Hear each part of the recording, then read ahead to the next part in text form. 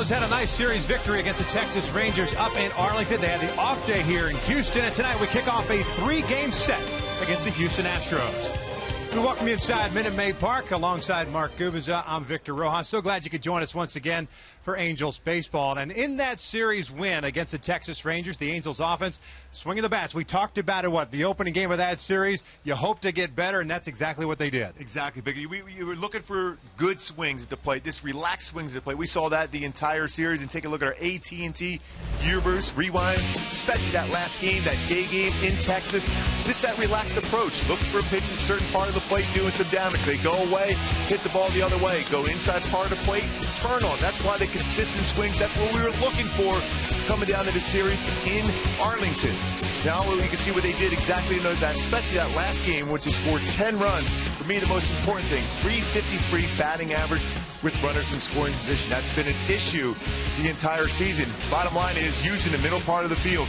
That's always been their approach for success. Using the big part of the field, they did so, and were very, very relaxed at the plate. Well, during that series against the Texas Rangers, no Cole Calhoun in the lineup, but he is back in that leadoff spot today, so that calf feeling much, much better. We're going to step away for a moment. When we return here to Minute Maid Park, we will talk a little bit about Jared Weaver making the start this evening.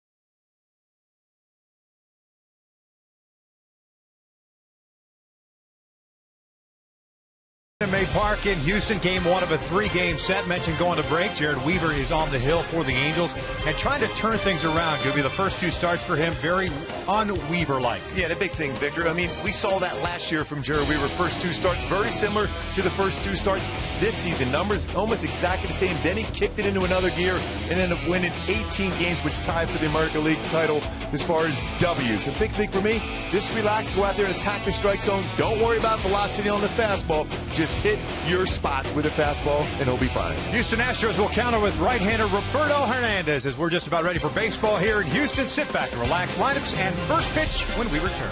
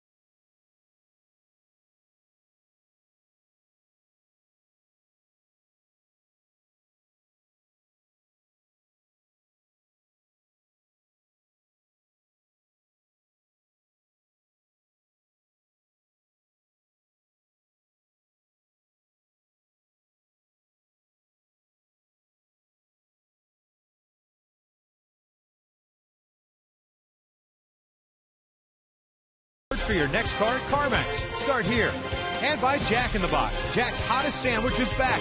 Head to Jack in the Box for Jack's Blazing Chicken Sandwich. Just outside Minute Maid Park, and thankfully this place has a roof. Otherwise, we would more than likely be in a rain delay or in the midst of getting into a rain delay because it is dark and pouring outside right now. But baseball will be played here this evening, the first of a 3-game set. The Angels' first trip to the Lone Star State started off well in Arlington as the Angels took 2 of 3. And, before they go back home and looking for their home victory, trying to finish off this first long road trip on a winning note. Boy, like we just touched on it on the opening, it's all about the offense staying hot right now. It's difficult at times, especially with an off day, to keep that swing together, but they did have early batting practice today, and talking to Don Baylor, they all swung the bat extremely well. As usual, everyone was there to participate in the early BP. This Angels ball club facing a guy by the name of Roberto Hernandez, formerly known as Fausto Carmona, and overall Hernandez, I should say, good numbers against the Angels, no victories, but a guy that for some reason or another has pitched well, whether it's at home or in Cleveland when the Angels faced him back then. Extremely good ERA, barely over 2.28 in his career. That's over a lot of innings, 67 innings for him. But the thing is, he's a guy that's a sinker ball specialist as a hitter. You just have to make sure you bring that sinker up in the zone. Then it becomes a lot more hittable. Yeah, especially in this ballpark, and especially towards left field, toward the Crawford boxes in left field. Just 315 down the left field line here at Minute Maid Park. It is the 50th anniversary of the Astrodome, and the Astros celebrating that all season long. As a matter of fact, they will wear the throwback uniforms tomorrow. Can't wait for that one. Yeah, it's a good look. Oh, yeah. Let's take a look at the lineup as presented by Mike Scioscia. The Halos at 4-5 on the season, tied for second, a half game back. Cole Calhoun, welcome back. Back in that starting lineup, leading things off. He'll play right field. Mike Trout at center, Albert Pujols at first. Matt Joyce serving as the DH. David Freese at third, Eric Ibar the shortstop. Chris Iannetta behind the plate. Efren Navarro gets a start in left field. And it's Johnny Giavotella batting ninth and playing second base. As we mentioned, Roberto Hernandez, 34-year-old right-hander, native of the Dominican Republic, on the hill, and 0-1 to start the season. Had 4 walks in his 4 2/3 first time out. Yeah, pretty solid last year. 8-11. Fastball's pretty good at 6, 88-93. Slider and a split finger he uses as his changeup, and he throws quite a few of them now. Works down in the strike zone consistently. But the key is to be successful against Hernandez. Don't chase those low pitches. Bring those pitches up in the zone, and don't be afraid to run. Last season, combined last year, gave up 23 stolen bases in 27 attempts. Very slow to the plate. He does utilize a slide step, which generally means you're going to be quicker to the plate. But he's got a long throwing motion, so you got plenty of time to steal. And we saw the Angels run a little bit more so in Wednesday's contest with Carlos Corcoran behind the plate. Check out the Astros defensively tonight. Got Rasmus, Marisnik, and Springer in the outfield from left to right. Valbuena, Lowry, Altuve, and Carter around the infield from third to first. Jason Castro behind the plate. And Altuve, we always talk about him with the bat, but he's pretty solid defensively, too. Last year, he led second basemen as far as turning double plays. That's 105 he did. Fielding percentage, 986 last season. Very good as far as especially going to his backhand more than anything. He's a guy that plays a lot more up the middle. That's why you see that double play total so high, and the fact there's a lot of base runners against the pitching staff for the Astros. Hernandez and the Stros are ready to go, and apparently there was a nice story being told by one of the umpires with both skippers, Mike Scioscia and first-year skipper A.J. Hinch. Both former catchers, both wear the number 14. Good number. Yeah. They are ready to go. It'll be Toby Bazner calling the balls and strikes tonight. Paul Nauert at first base. Mike Estabrook at second. And the crew chief, Dana DeMuth, at third base. Overshift right away. 3 infielders on the right side. Valbuena, the third baseman, in on the grass at third. Here's the first one tonight. He's in there for a strike. Cole hitting .238. A home run, 5 RBIs, a couple of doubles. 5 for 21. Homered against the Royals. That was in Saturday's contest. That was a leadoff home run. Cuts through the off-speed pitch. And he still balls 2 strikes. He's throwing that a lot. That's a good pitch for him, especially when you're a sinker ball pitcher. You start a number of your fastballs at the knees. That's split finger changeup he throws. Very similar plane, and then the bottom drops out.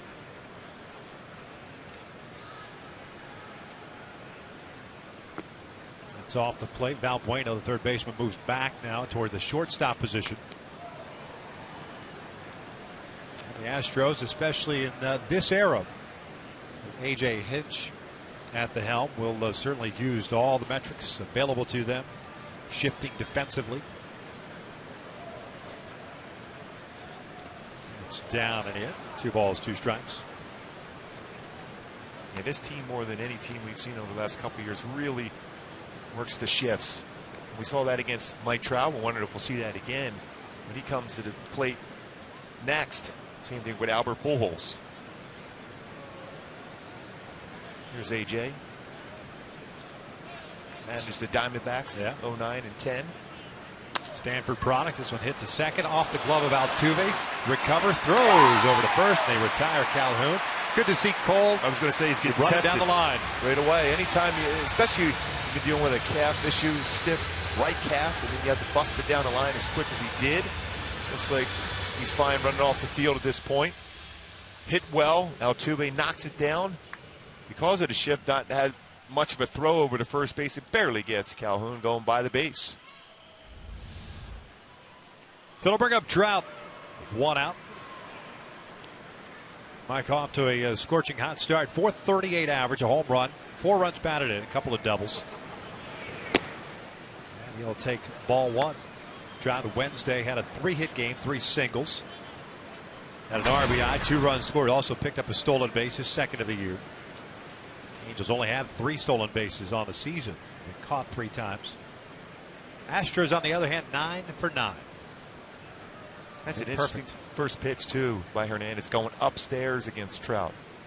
He's a sinker ball pitcher. Trout loves pitches down.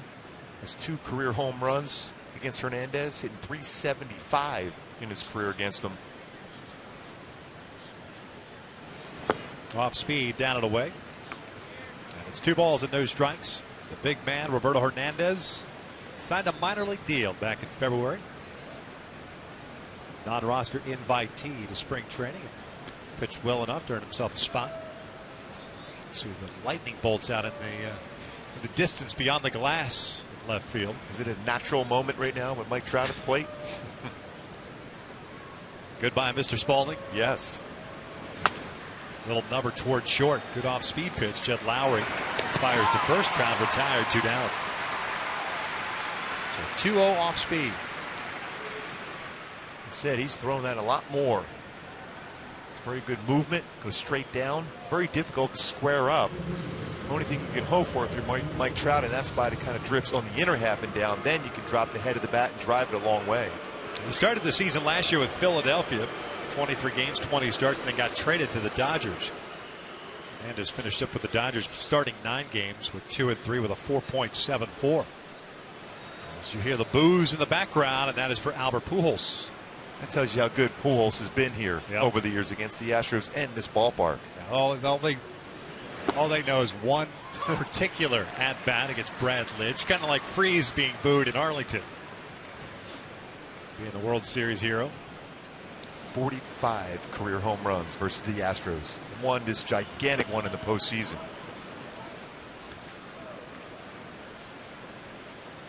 Slow start for Albert, a .188 average, a couple of home runs, 5 runs batted in. 6 for 32.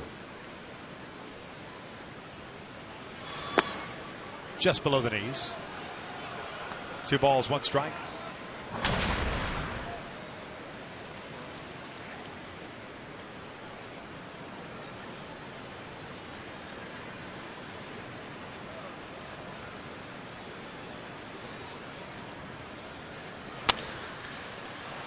That's Altuve in the overshift. Second baseman retires. Pujols, 3 ground ball outs. Went to the bottom of the first, scoreless.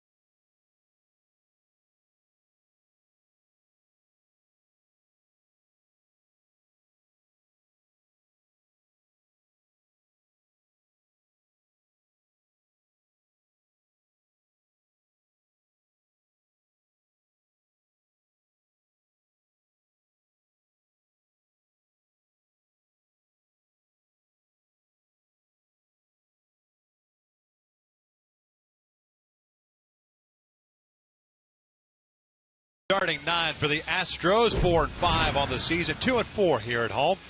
Jose Altuve, the reigning batting champion of the American League, will lead things off. He is at second base. George Springer in right. Jet Lowry, the switch hitting shortstop, will bat third. He signed a 3-year deal in the offseason. Luis Valbuena, the cleanup hitter, at third base. Evan Gattis, a former DH and former catcher of the Atlanta Braves, will bat fifth. Jason Castro behind the plate. Chris Carter at first base. Colby Rasmus in left field. And it is Jake Marisnick batting ninth and playing center field. Take on Jared Weaver, making his third start of the season. 0-2 with an 8.71 ERA. Yeah, he's averaged 15 wins over his first 9 seasons. Mr. Consistency, 18-game winner last year for Weave. But the keys for Weave today: feel for his fastball. Better second time through. First time through, very good. Batting average very low. Second time through, not as good command with the fastball. Batting average has risen. First one to Altuve. It's fouled back, a high fastball. And Altuve seldom gets cheated when he's in that batter's box. Hit .341 last season, 7 home runs, 59 runs batted in for the two-time All-Star. Set an Astros club record, 225 hits. Also stole 56 bases. And he hooks one down the left field line. That is foul. Generally very aggressive in the count. Loves to swing at the first pitch. Doesn't have real good numbers against Weaver, so he's going to be extra aggressive looking for a first pitch fastball. His 3 for 16 in his career versus Weave. Right size, wrong shape. Jose Altuve. This is strike. Head of the count now.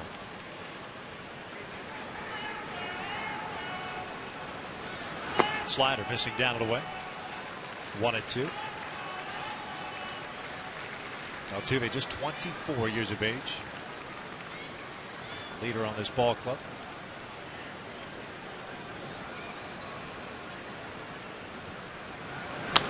Ground ball to short. Ibar comes in, has to hurry, and they got it. There's the first down. We'll take a look at the Angels defensively behind Jared Weaver tonight here at Minute Maid Park. Effort Navarro in left field. Mike Trout at center. Cole Calhoun in right. The infield has David Freese and Eric Ibar on the left side. Johnny Giavatello and Albert Pujols on the right with Chris Seinhead doing the catching. It's good to see Cole back in right field. 1 outfield assist so far this season. Had 9 last year. One of the best right fielders in baseball. Especially how aggressive these runners are for the Astros. They will try to take the extra base, but Cole was very good as far as charging the baseball and preventing that. Springer out in front, an off-speed pitch, cues it foul. Right fielder off to a slow start. It's a double and an RBI, 147 batting average. Springer, a extremely talented outfielder. 5 for 34 to start the year as he hits this one out toward left center field. That's just pure strength right there. Didn't get it to the warning track, but off speed went down and got it, flipped it out there. Trout puts it away for the second out. And my Hyundai key for this game tonight for Weave. Question about it, something to believe in, a little poison. Believe in his fastball, command of his fastball. Don't worry about velocity. Don't worry about the questions after the game about velocity. It's about spotting and believing in that pitch, because his fastball sets up his great changeup, very good slider, and even better curveball. It's his 6th career start against the Astros. 3-2 and a 2.94 ERA, facing a former foe, Jet Lowry, former Oakland Athletic. Breaking balls in for a strike. Signed in the offseason to a 3-year deal. Astros kind of remaking the left side of their infield with Lowry and Valbuena. Matt Dominguez down in the minor leagues. 0-2 now. That's a good fastball. I don't care about velocity. I'm talking about movement on that two-seam fastball. Start off with a curveball. Two-seam fastball starts at the hip and catches the inside corner. Lowry thought that pitch was down.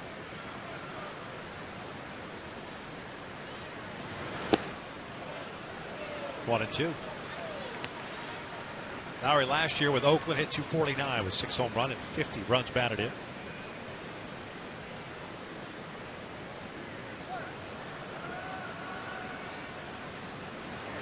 One-two. Upstairs. 2 balls, 2 strikes. Stanford product himself, just like his manager A.J. Hinch.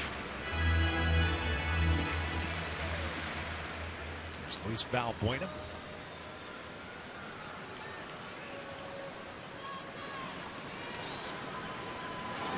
2-2, and that is cut on, foul tipped. 67-mile-an-hour curveball.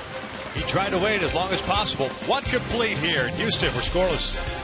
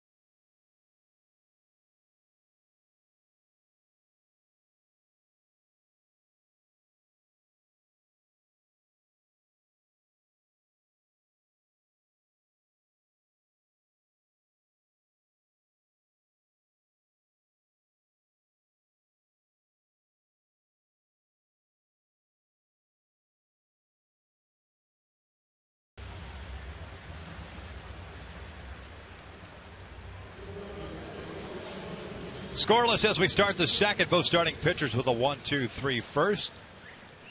Halos here in the second, setting up 4, 5, and 6. Joyce, Freeze, and Ibar against Roberto Hernandez. 3 ground ball outs. 2 to second, 1 to short.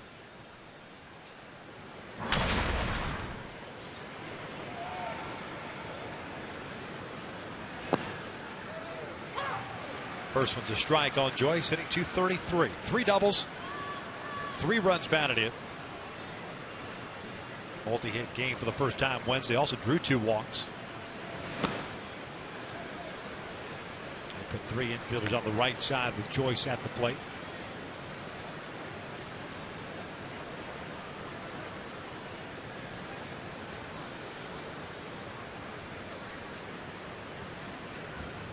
Here's the 1-1 on the corner. And lower part of the strike zone tonight being called so far by Toby Basner. If you're Hernandez, you'd love to see that. You're going to live fastballs around knee level, both inside and out.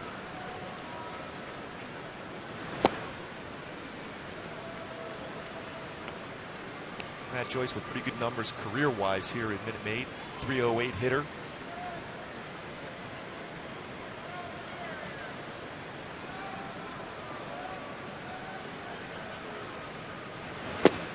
And a swing and a miss. Hernandez picks up his first strikeout. 1 down here in the second. Hey, folks, the Halos will host the A's on Tuesday at 7:05, and fans in attendance will receive a beanie courtesy of the San Diego Zoo Safari Park. While supplies last, purchase tickets today at the Angel Stadium ticket office or online at angels.com.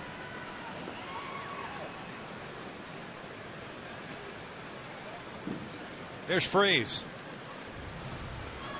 .229 batting average is 7 runs batted in. Team leader in that category. He'll look at his strike. It's 8 for 35. 1 double.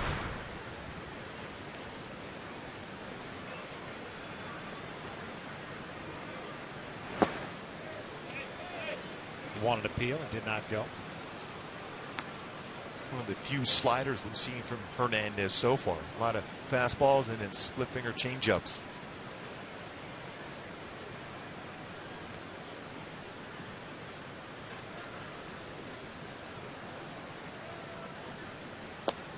Just off the plate. A lot of times we talk about a split finger fastball or split finger changeup. Split finger fastball generally fairly close to the velocity on your fastball, but Hernandez uses his split finger as his changeup. So there is a differential of about 7 or 8 miles per hour on that split finger changeup as compared to his 2-seam fastball.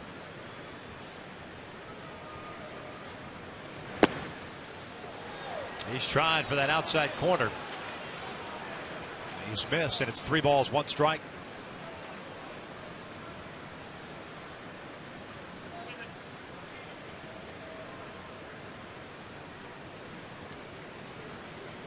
Here's a 3-1. Gets this one fouling out of play.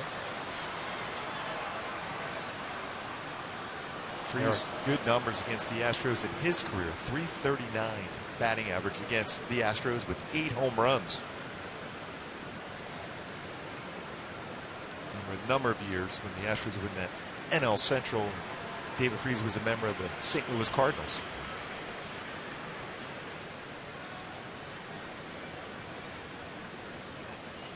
Halos last year 12-7 against Houston. 3-2, jammed him and he fouls it back. Yesterday, David Freese, Cole Calhoun, and Colin Cowgill met Josh Hamilton for lunch yesterday. Hung out with him for a while with the off day. So it was great to see their teammate, good friend.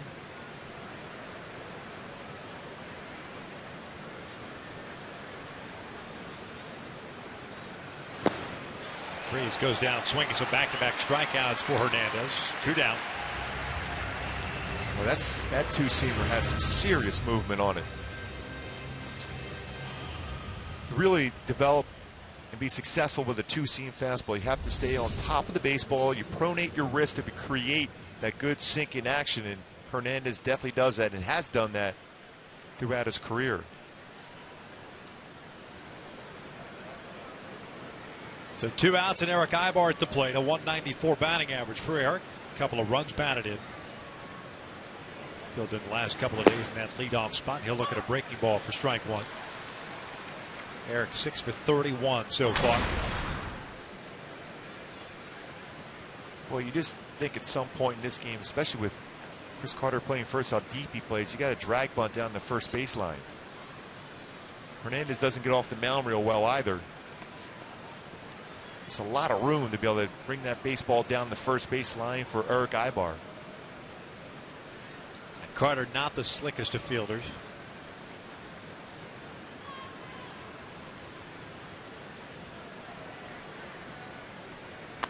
It's lifted foul. It's 1-2. We've seen it over the years with the Angels. We talked about it even when, most specifically, when you talk about the Tigers. Back when Miggy was playing third and Prince Fielder at first base. You think you try to take advantage of the slow-footedness at the corners as far as dropping the butt. The guys that do bunt, but never really did so. Especially because Eric's struggling right now to really see the ball well. When he's hot, he can drive in some runs. Career high last year for Eric Ibar, but at this point he's still trying to get a feel at the plate. So why not drag a bunt? Rod Carew, it always says that, preaches that. When you're struggling, that's money in the bank. Get that bunt base hit. All of a sudden, another base hit. You're at the very least 2 for 4 during the course of that game.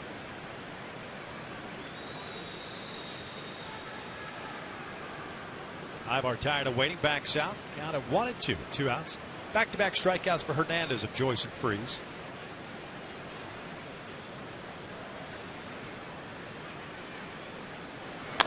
Chopper back to the mound. 6 up, 6 down for Hernandez. We'll head to the bottom of the second with no score.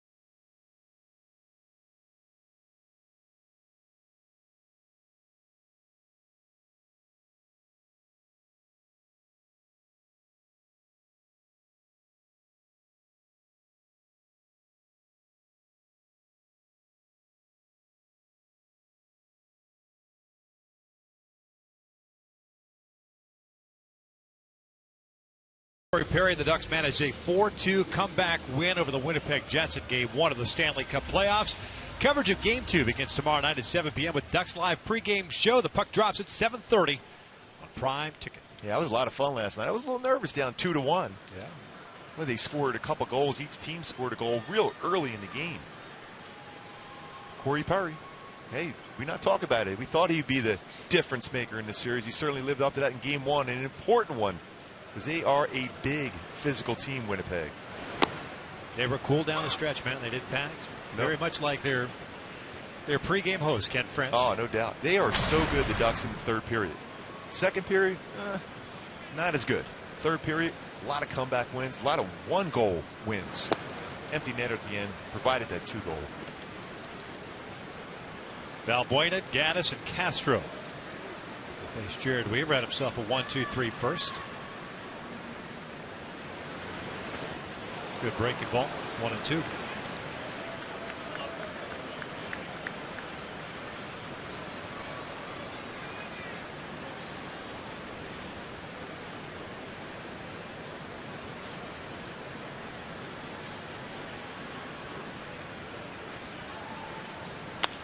In the air to center.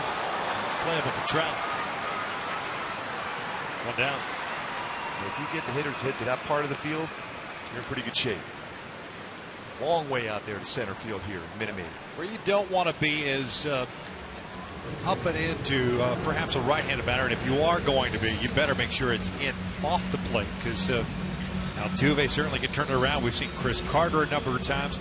Evan Gaddis, the man at the plate, who's the DH tonight. We saw that, unfortunately, a couple times last year when the Angels visited Atlanta. He only hit .538 last year in that series. That was it. Picked up in an off-season deal with the Braves. That's a big fella at the plate. Yes, it is. Off to a slow start. 3 for 23. Home run and an RBI. And that's off the end of the bat foul. 1-1. And the way he stands at the plate, coverage all over the place.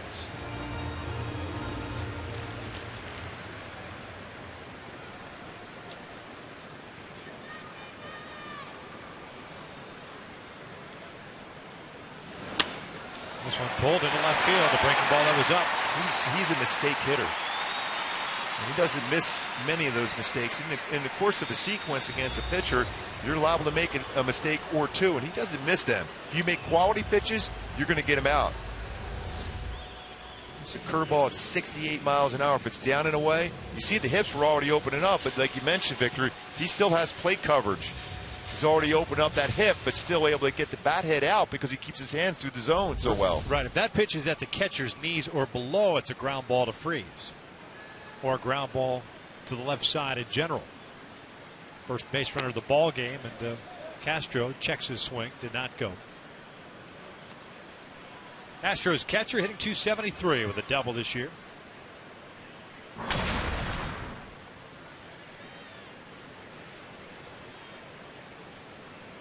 Gaddis not a threat to run at first. Short lead for him. 1-1. Last year, Castro 14 home runs, 56 runs batted in, 222. Yet another Stanford guy. First round pick. 10th overall in 2008. Houston.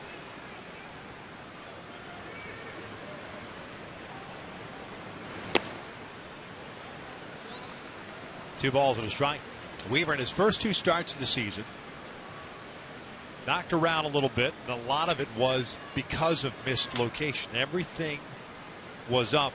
There wasn't just one pitch that was up that got continuously hammered. It seemed like everything, he just couldn't get everything down in the zone. Yeah, I think it came down to just a lack of confidence in his fastball. This one popped up to shallow right, long run in for Cole Calhoun. 2 down. And what I mean by that is because he just doesn't feel like he can hit his spots with his fastball, that he's trying to muscle up. And when you muscle up on the fastball, generally it's going to be up in the strike zone or above the strike zone. Now, by muscling up, do you think that there is a possibility, as much as he hates talking about it, and as much, unfortunately, continues to be made of it, the velocity, the number on the radar gun, is Everyone loves to see the radar gun. And when it comes to Jared Weaver, it hasn't been a part of his game over the last 4 seasons, 5 seasons, even to go back to that fall. That pitch missed inside. Does that mentally creep into his delivery of a fastball? I'm going to try to get a little extra on this one. I think because some of the hitters have hit his fastball. If they're making outs consistent with his fastball, then you won't see him muscling up on it. That's what happened the first couple of games, especially the second time through the lineup. This one broken bat out to right. It's playable for Calhoun, and he works around the 1-out single as that barrel ends up near third base. 2 complete here. Houston, we're scoreless.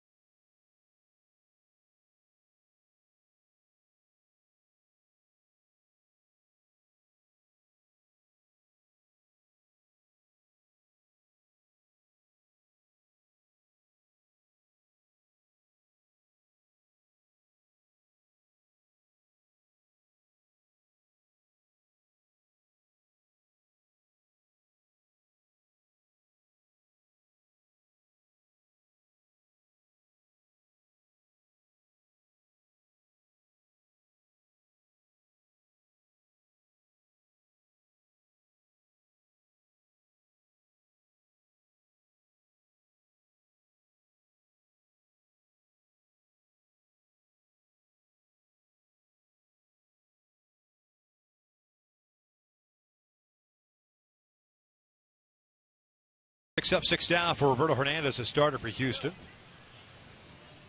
Bottom third of the order for the Halos: Iannetta, Navarro, and Giavotella.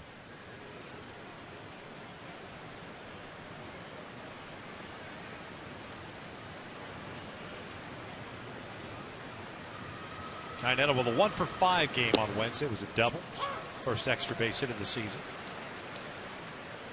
138 batting average. 4 for 29.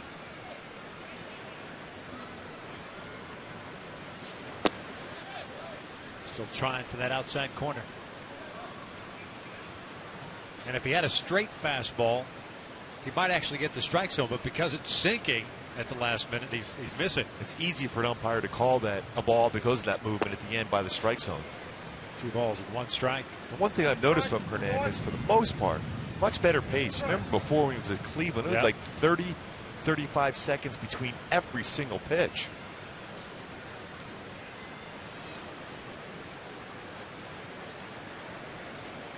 That's downstairs. 3 balls and a strike.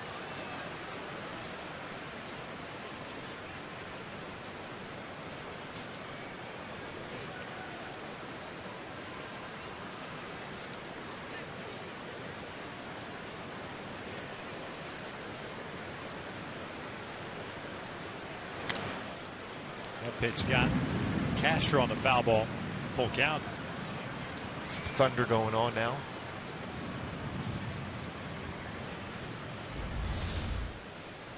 Good count to do some damage.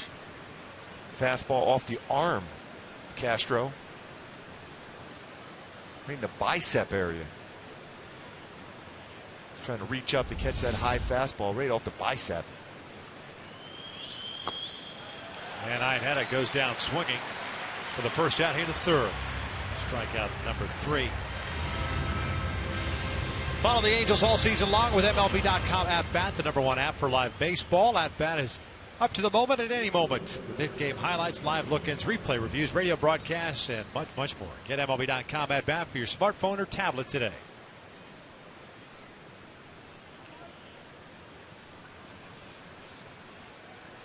Efrain Navarro, starter in left field this evening. It's one to the left side. Long run over for Lowry. Off balance throw, and out is the call at first base. Nice play by Lowry as he had shifted behind second base. Navarro was looking back to see indeed if Mike Scioscia will look at that replay on now, but it looked like he just got him.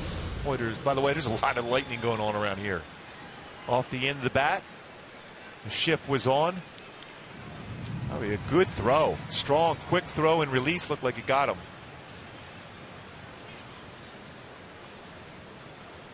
Used the backhand and got rid of it right away. A good transfer. Quick transfer to get to play. So 2 outs, nobody on it. Johnny Giavotella at the plate. He will look at his strike. We're in the midst of a severe thunderstorm warning in Houston.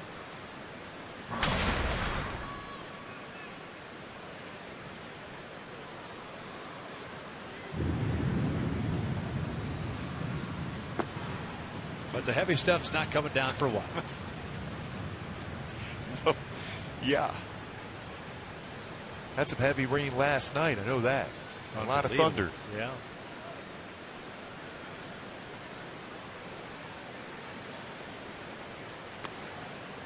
Two-one count on Giavotella, hitting .296 with a double and 3 RBIs.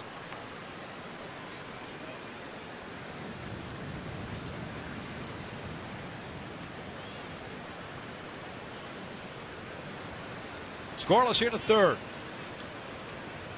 Just looking for their first base runner. 8 up, 8 down for Roberto Hernandez. He's faced 9 batters, 8 first pitch strikes too. Coming off a game in which he walked 4 guys. Just 4 2/3 his first start of the season. That was started. It was at Arlington against the Texas Rangers. Astros won that game 6-2. 2-2 on the way. Foul at the plate.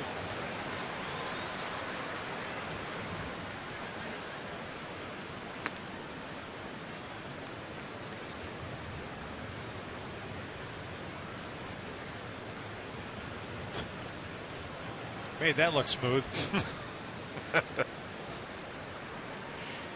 It's exactly how you intended it to look. Looks casual though. Yeah. 2 balls, 2 strikes.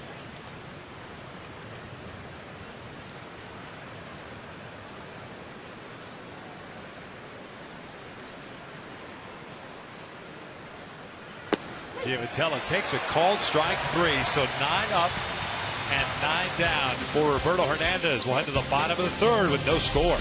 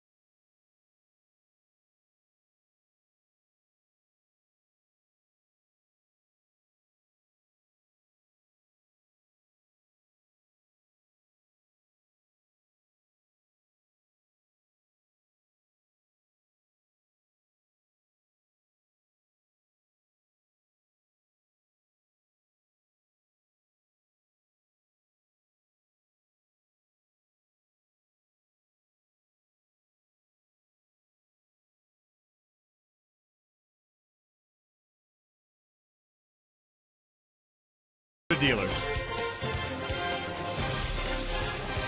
Bottom of the third here at Minute Maid Park in Houston, Texas. That is the closure, the wall out in left field. The glass wall, you see the lightning. Great shot by our camera crew here. One of the best in the country. Great crew all around. Question. Jared Weaver back to work. He'll face 8-9-1. Colby Rasmus, the left fielder, signed a one-year deal in the offseason, hitting .238 to start with a home run and 2 runs batted in.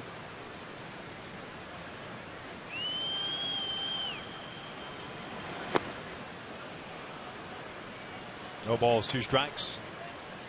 So change up first pitch, curveball second pitch. Wonder if at some point maybe go upstairs with a fastball.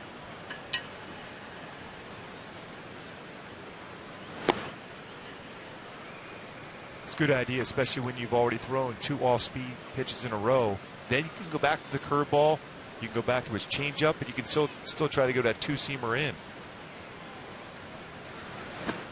And a swing and a miss on the breaking ball, down and in. Down goes Rasmus. Second strikeout for Weaver.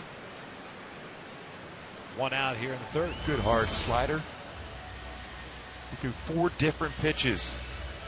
Eventually get a swing and miss against Rasmus. That's a perfectly located slider down and in. That was set up by the fastball. Again, doesn't have to be firm. It was only 83, but he showed the fastball, and he had to respect it as a hitter, Rasmus, and then had to attack a slider down and in, and no contact. We're 27 pitches into this outing, but the breaking pitches, at least here in the early going, a lot sharper for Jared than the first 2 starts.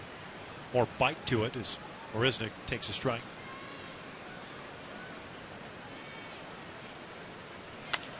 He drives it out to center field. Towering shot that's playable for Mike Trout. 2 down. And the fly ball to center field for Weaver. About that speed differential. 84-mile-an-hour fastball. Man, you don't think that's firm, but when you're throwing a curveball at 66, that's 18-mile-an-hour differential. Enough to get hitters out in front when you spot that fastball, but also get some swing and misses on that slow curveball.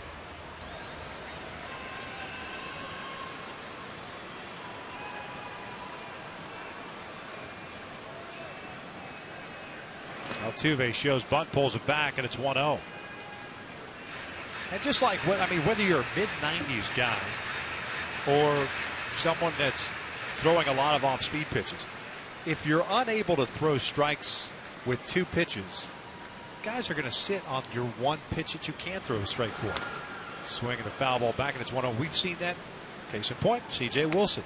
If he's got both of his pitches going, and then he can kind of develop and go into the changeup and throw everything, it's tough to sit on 1 particular pitch. But if you can't throw a breaking ball for a strike, guys are going to spit on that breaking ball and just sit fastball. Exactly. And no matter how firm your fastball is, it's going to be hit. I think the biggest reason why Garrett Richards took that next step forward is because he was able to throw his curveball and slider for strikes. Because his fastball is 95, 98. His slider, 88 to 90 miles an hour. So all his pitches firm. Throw that slow curveball. Granted, no, not real slow, but 82, 83. Enough differential to get him off your fastball. Ball tap foul. It's a 1-ball, 2-strike count. There's Garrett. No determination has been made as to whether or not his next start will be in the big leagues. Just ask him, though, where his next start should be. He says it should be Sunday here. Yeah. It's bullpen session today. See how he comes out of that bullpen session, and then he'll determine if he's going to go 1 more rehab start or pitch here on Sunday. Got him out in front of the off speed. Popped him up, Eric Ibar on the left side. Weaver with a 1-2-3 third. 3 in the book, still scoreless.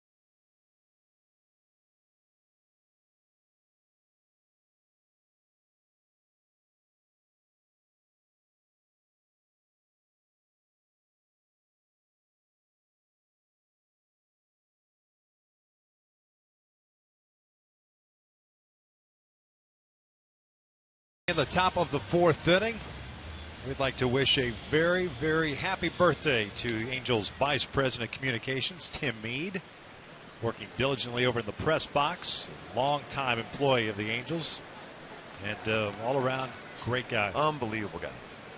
Set up the fellows to be able to go to Nassau yesterday, too. He knows where the bodies are buried. Yeah. There's no doubt about it. Going back a long way. Oh, Calhoun fouls off the first pitch. Calhoun, Trout, and Pujols here in the 4th. Halo's still looking for that first hit. First base runner. Hernandez with 4 strikeouts, no walks. Got Calhoun to ground down his first time up.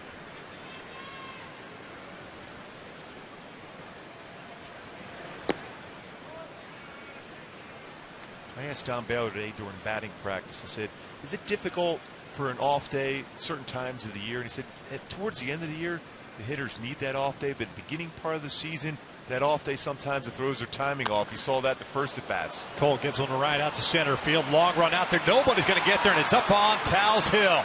Calhoun will round second. He's going to try to go to third, and he is in there standing up with a leadoff triple. So he almost had to beat out an infield hit. Ball was knocked down by Altuve. Then he gets a triple. Well, he's testing that calf right away. Hit very well. Now we talked about the timing, getting that timing back. High fastball. That's that sinker. He tried to go upstairs, but it stayed flat over the middle of the plate. Calhoun crushed it. Very aggressive going around. Got it in a scoring position right away here for Mike Trout. And Marisnick plays a shallow center field, can cover a lot of ground, but that ball was drilled over his head. Infield back at normal depth.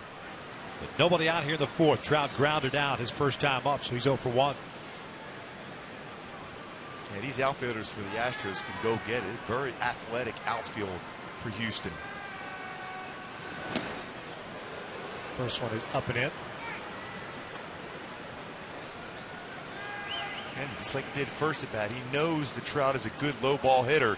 He's trying to elevate his fastball, which is not a good thing if you're a sinker baller. You just got to stay with your strengths.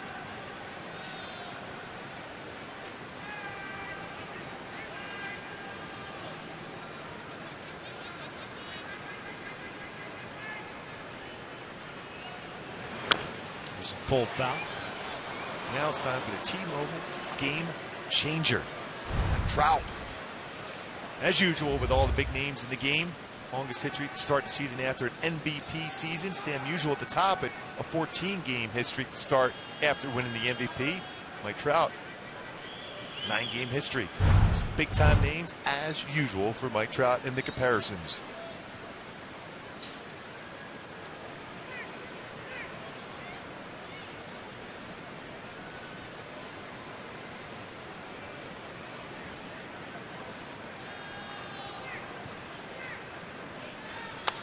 This one fouled, first base side.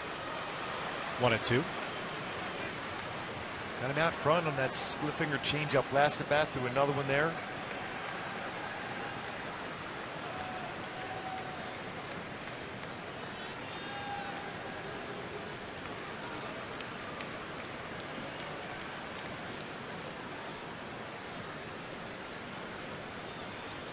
Cole Calhoun with a leadoff triple. First hit, first base runner for the Angels tonight. He's up and in. You figure that would set up something down and away. Yeah, I think he's going to go back to that split finger changeup.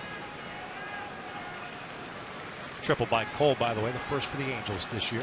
Infield playing back, a ground ball to the middle part of the infield will result in a run.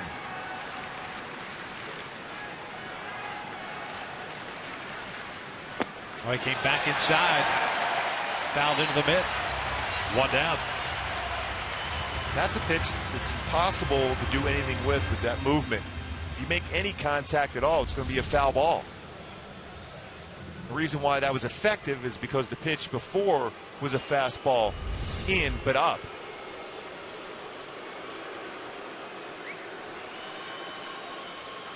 Chance of Pujols here at Minute Maid Park. Albert grounded out in the first inning. Now Altuve almost directly behind the bag at second. It's the shift. First one's down and away.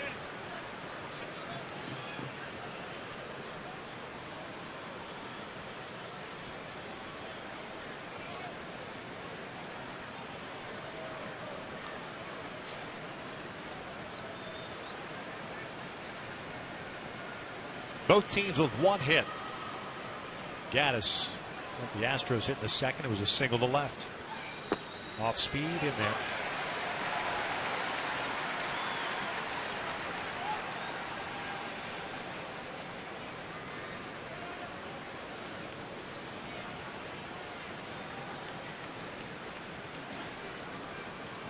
One ball, one strike.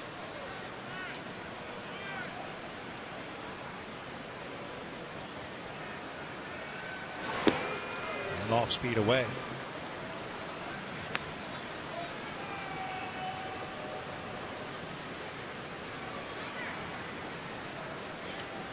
Halos last year in this ballpark. Got 9 games and just .242 as a team.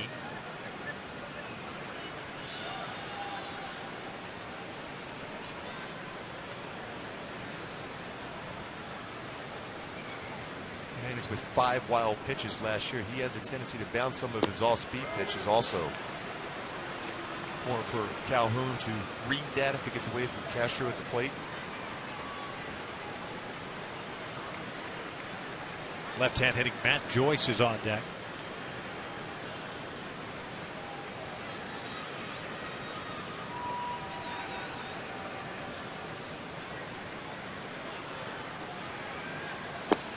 And he walked him. That's the first free pass issued by the right-hander. Puts runners at the corners. They have 1 out. 55 pitches thrown, 31 in the strike zone, 24 out of the zone. A lot of movement on his pitches. It looked like he was going to allow Albert to try to get himself out rather than challenge him with anything in the middle part of the plate. Worked up a pretty good lather. He's always been known to do that. It's 55 pitches.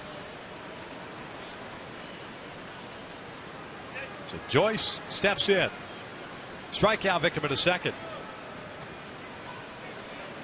3 infielders on the right side. Valbuena, the only guy left on the left side. Off speed inside.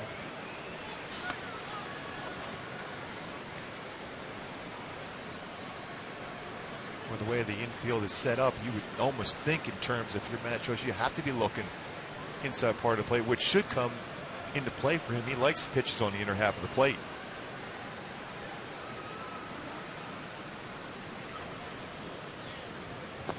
Two and out. Not being as aggressive as he was the first 3 innings. Hernandez, that is.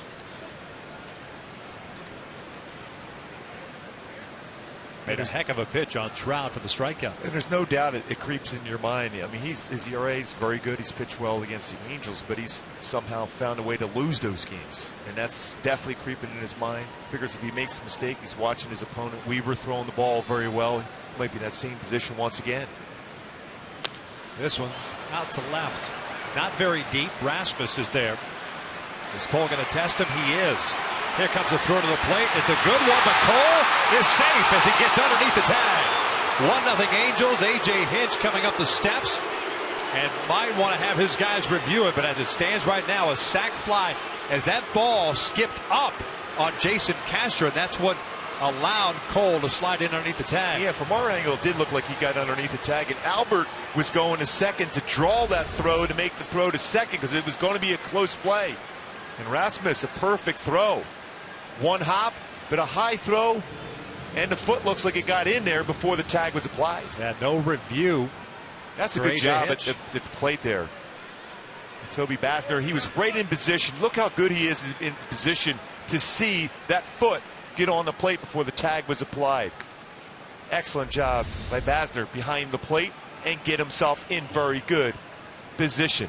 Joyce picks up his 4th run batted in. Foot on the plate. You have to give a path to the plate. And Cole scores. Boy, is he testing that calf today. Yes, he is. Pujols in scoring position. Freeze looks at a breaking ball for a strike. But I thought Albert did the right thing. He's going to second and thinking in terms they might cut that one off and draw the throw because it was going to be a close play, and it certainly was a close play.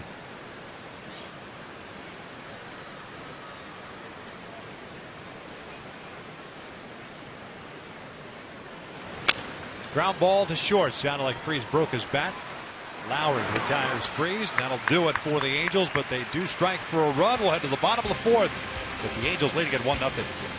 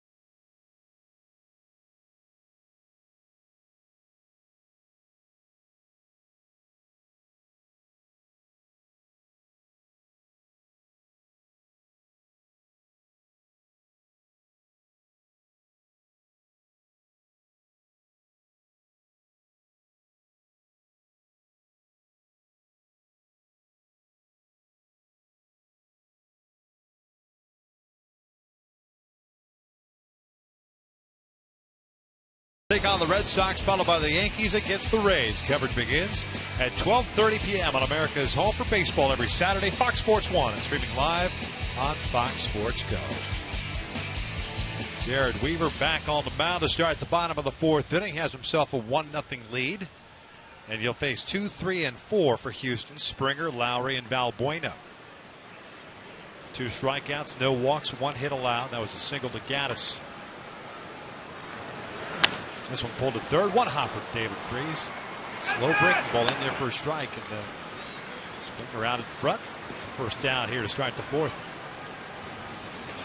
And you talk about the Astros and their analytics. They love to do that with the defensive side. But on the offensive side, a little bit opposite of that. They're very aggressive, swinging early in the counts. We always hear about working counts, seeing pitches. But they are aggressive at the plate, and they will swing early in the count.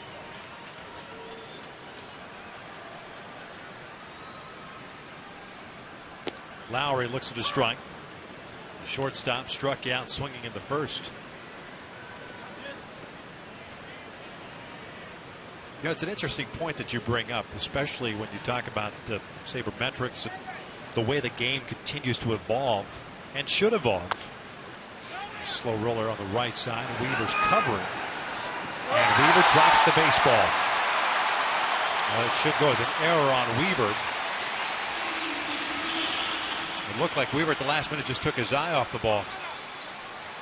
Now, he did a great job as far as being over there. He's in constant communication with Pujols. He allows Pujols to play deeper because he knows he's going to be there. Boy, for some reason he looked back, almost to see if his foot was on the bag or something. He's there in time, and he's looked away from the baseball going into his glove, but he was there. He did everything right. Cut that angle off to get to the base, but did not look the ball into his glove. There's an error on Weaver, 5th error for the Angels. It's the 3rd error for the pitchers, though.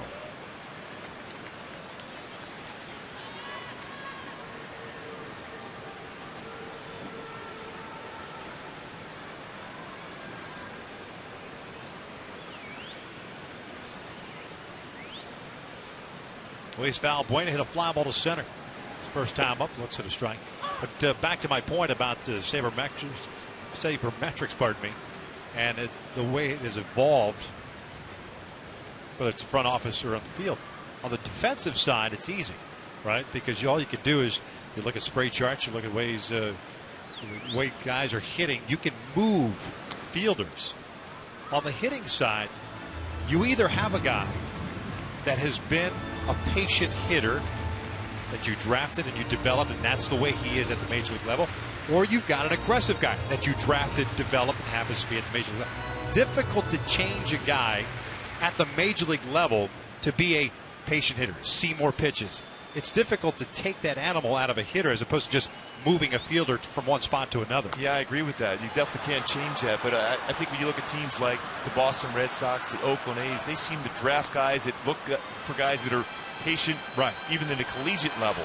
And that's the guys they want. So you would think that Houston, the way they have evolved now, and you're right, I think it's good for the game that they in turn would start to look and draft hitters that are more patient, because this is a club that swings and misses a lot and has so for the last couple of years. And that's my point, is that is going to take a while. It's not something that happens overnight because you've got a core group of players in your system. As Valbuena lifts one out to shallow left.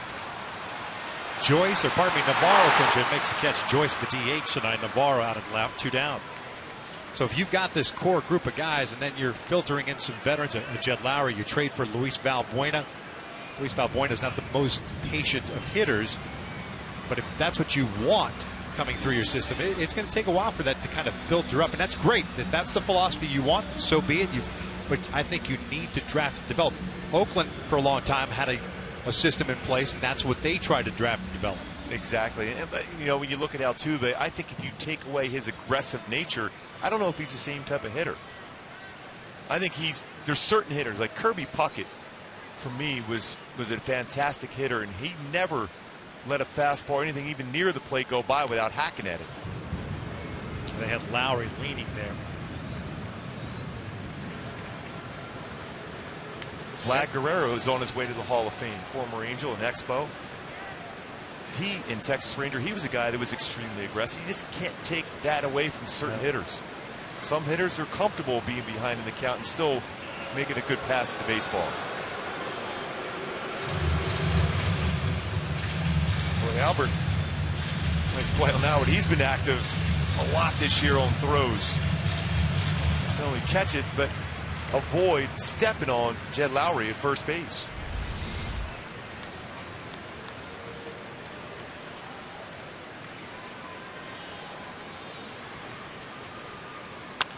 That's pulled, pass freeze, and down the line, hits off the wall. Ibar goes out there. He'll pick up the baseball, being stopped at third as Lowry, as Gaddis ends up at second with his second hit, and the Astros have runners at second and third with 2 outs. Well, that's great hustle by Ibar. He knows this field. During early batting practice, they're working on all these things. You know that corner of the wall, the ball deflects back out and goes towards the shortstop. If you become a spectator, that run may score.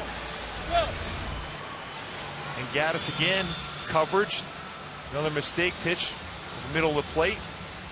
And Navarro going around in that corner, but Ibar running aggressively, be in that position to make sure Lowry did not score. Yeah, the last thing Navarro can do there is assume that ball is going to hit that angled wall. He's got to play it as if it's going to head down into the corner. See that quite a bit as well in Boston at Fenway Park. You're generally your first baseman. You're playing in this ballpark. This is not an easy field to play as a left fielder. There's a lot of different angles in this field, especially on that side of the field.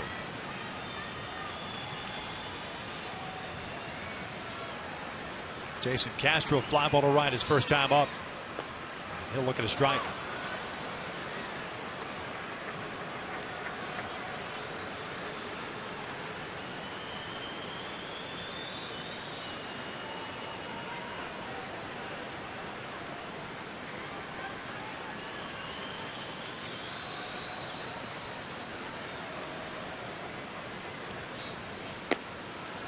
One ball, one strike.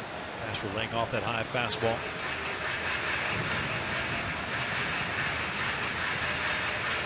Big batter for Weaver to get. If he through this inning, if he catches that baseball at first base, he knows that. He's competitive. Wants to get through this inning. No damage done. 2-1 count. Throwing some extra pitches because of it. Gaddis with the lone 2 Astros hits, single and a double.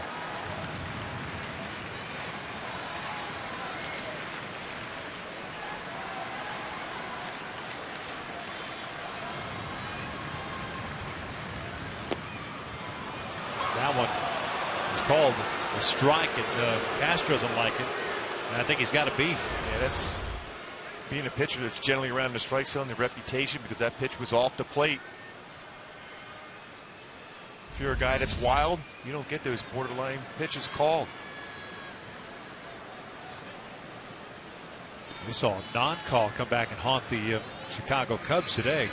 Yeah, that Joe Will Madden, Myers. that Joe Madden thrown out of the game. Pitch it should have ended the inning. Instead, it resulted in a 3-run home run, and the Padres taking the lead and eventually holding on. 2 balls, 2 strikes, 2 outs here. The bottom of the 4th. Breaking ball.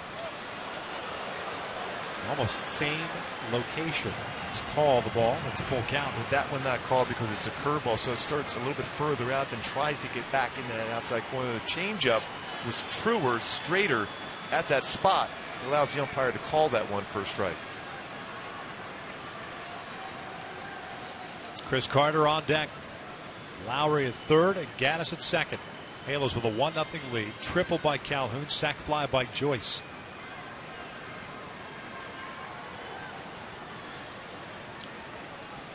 Here's the payoff. Breaking ball. Tap foul.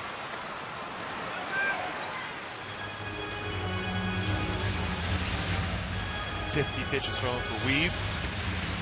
35 of them in the strike zone. You love that one big perfect strike right here to get through this inning. And be able to laugh about that play at first base if you get through with no damage.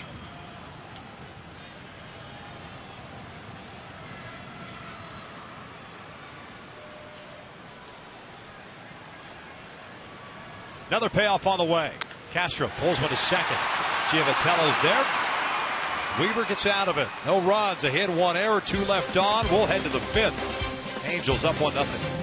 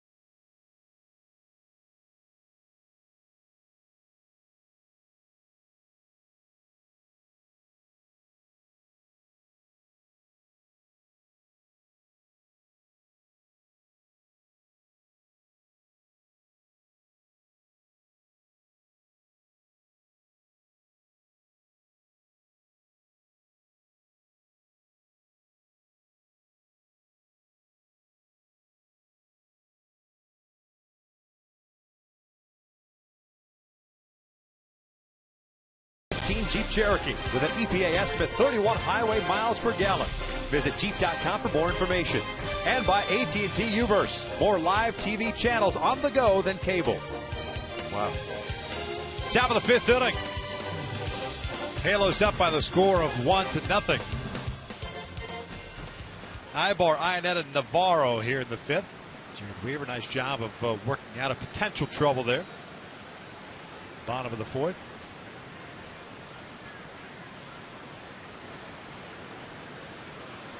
Ibar hit a comeback, and Hernandez into second. 0-1.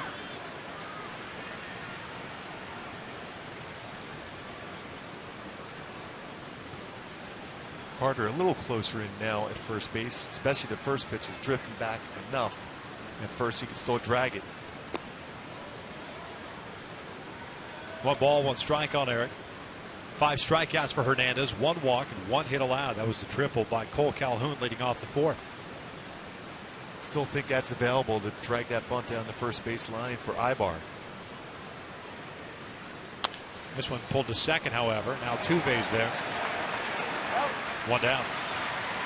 Because if you showed you're going to drag a bunt down the first base line, you're going to bring the first baseman in, but you also will bring the second baseman a little bit more shallow, be able to make the play also. Sometimes a hit baseball like that can get through because he's playing more shallow in his second base position.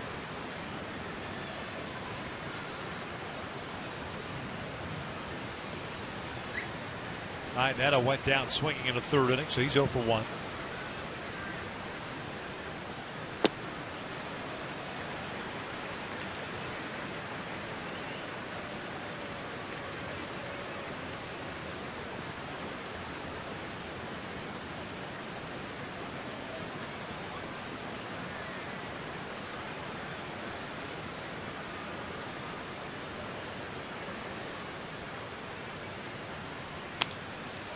Fouled back. No balls, 2 strikes.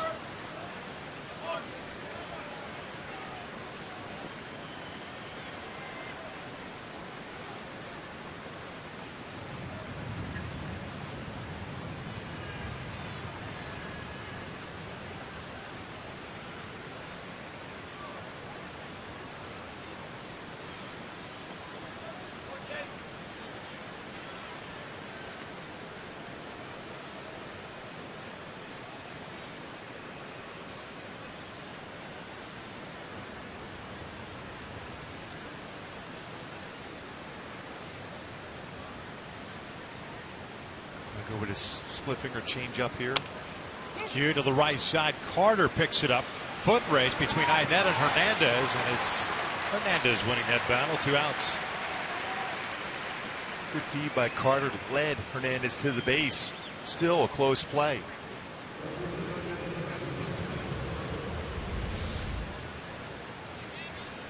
The underhand flip allows him to find the base. That for me right there, that play, if you're a guy with a lot of speed like an Eric Ibar, that should tell you you could probably win that foot race down the first base. Very close play. Iannetta got down there quickly, made it close. Should be available for Eric next time up.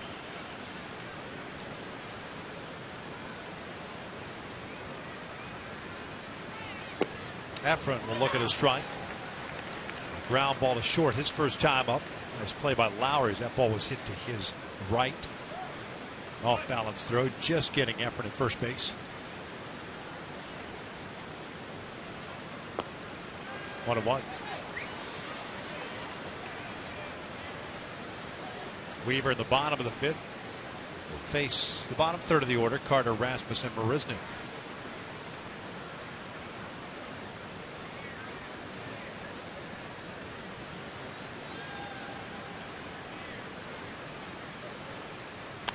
Foul back. 1-2.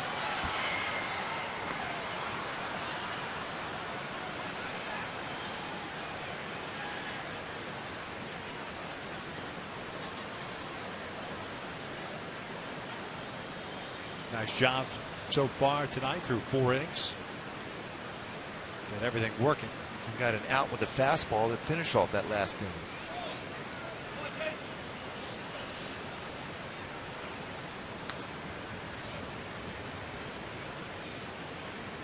51 pitches thrown by Jared. 18-game winner a season ago. Missing a guy on the mound that once won 19 games. His first season as a full-time starter, 19-8. Cleveland Indians in 2007. Back then he was the artist formerly known as Fausto Carmona.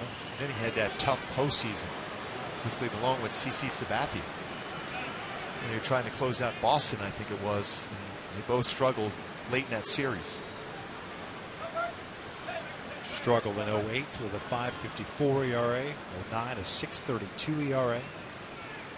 Navarro hits one out toward left center field. Marisnik was playing shallow and shading him that way. Tracks it down, and the Halos go down in order. We'll head to the bottom of the 5th. Angels still up 1-0.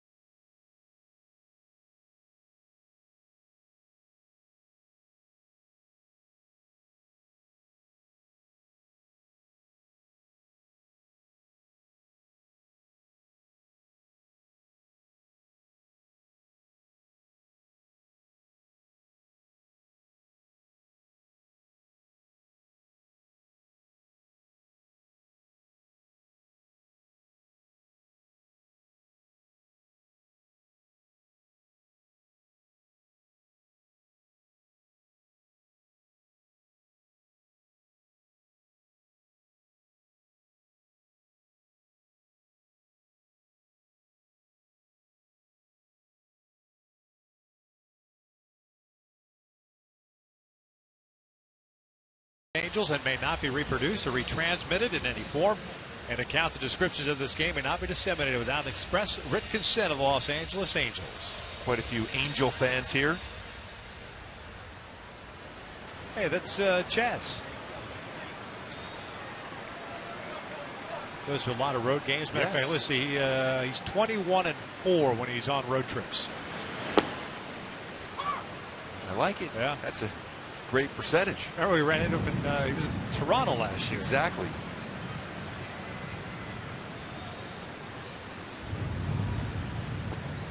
Carter looks at his strike. It's 0-2. Boy, textbook. Paint a fastball away. Paint a changeup away. Stay away. Often against Carter. This one pulled toward the hole. Ibar is there. Bobbles it. Carter will reach. And with a fastball in. There goes an infield single for Carter. See, he's quick on the fastball, and even though you would think you can beat him in, he's still looking to damage the baseball in the inner half of the plate.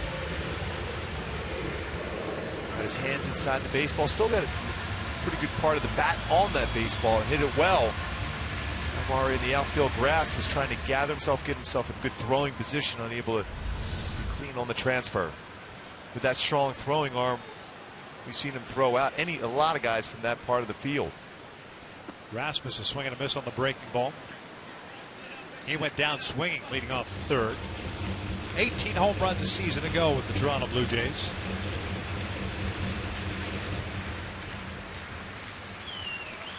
.225 for Toronto.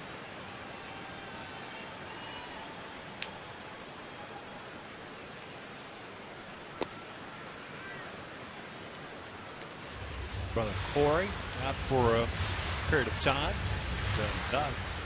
Abdominal surgery, spring training. Well, he did a great job for the Angels last year. Corey did. Starting some games, spot starts, very effective out of the bullpen.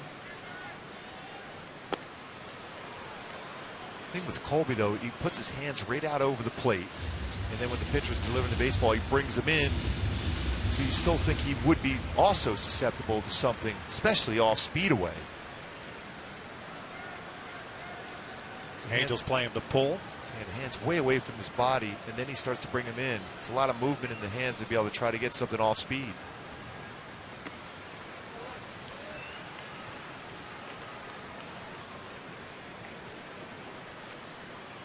Two balls and two strikes. Jake Marisnick on deck, center fielder. SoCal native.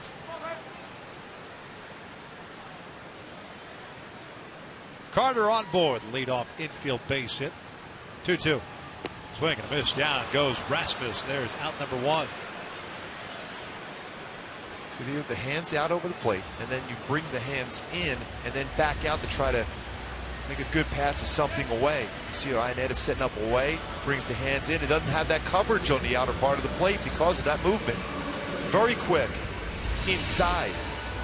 Break a ball inside. He's gonna hit it well, but away, very difficult for him to make contact. There's Marisnick. Fly ball to center, his first time up. And he takes outside. They wanted to peel and did not go.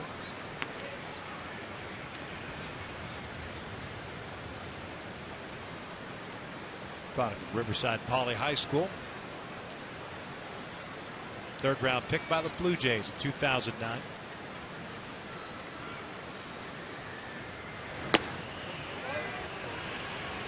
Two balls, no strikes.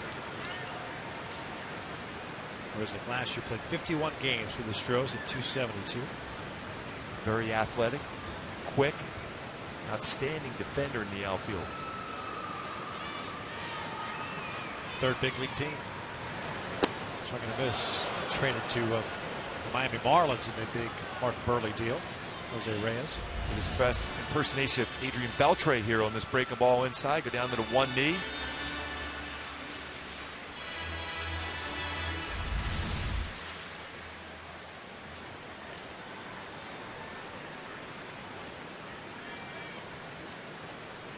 Carter takes off. 2-1. Grounded to the left side. Freeze. basically blocks out Ibar.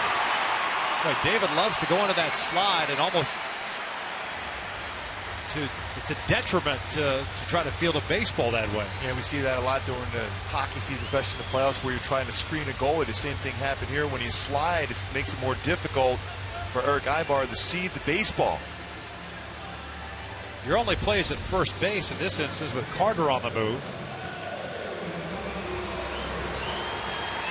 I mean, because he slid, it almost prevents him from extending the glove out. If you just stay on your feet, field it on the left side of your body, it's an out at first. Especially because he knows Eric Ibar so well that he knows that Eric has that part of the field covered for him. So you're better off as a third baseman on that one, especially if you're going to go into a slide. It's going to be difficult to throw out. Marisnick running down the line. Let your shortstop with a strong throwing arm in a better position to throw the ball, field it. Now you got 2 on with 1 out and Altuve at the plate. Astros second baseman 0 for 2 with a ground ball to short and a pop-up to short. 2 infield hits in this inning. Could have been in 2 outs. 1-2-3 inning. Yeah, exactly. Upstairs for ball 1.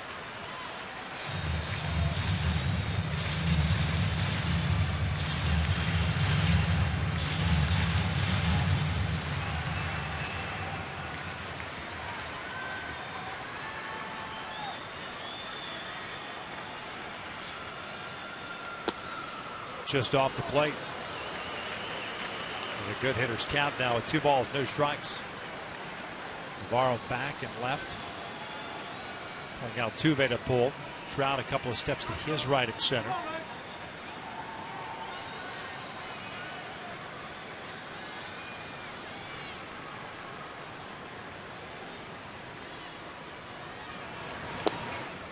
Two-0 changeup. That's a great pitch. Pitching backwards, fastball count. 2-0 changeup for Weaver.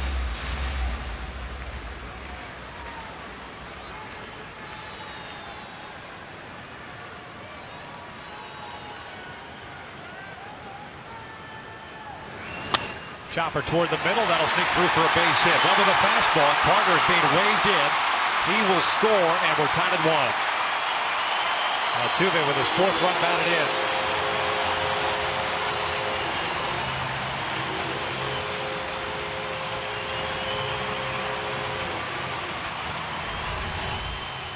Ground ball right back up the middle because Weaver's going to fall towards first base. Is not going to have that opportunity to field that ball. And that fastball ran in the middle of the plate. He's elevated enough where he's going to make contact. You can see how Marisnick, how quick he is, easily gets into third base in that ground ball up the middle. Now you have speed at third, speed at first, and speed at the plate. Springer, the right fielder, up 0 for 2 with a fly ball to center and a ground ball to third base. Tied at 1 here in the 5th.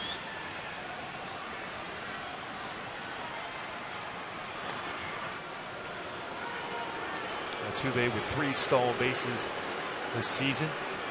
Has not been caught yet. Weaver with 3 pickoffs last year, 21 in his career.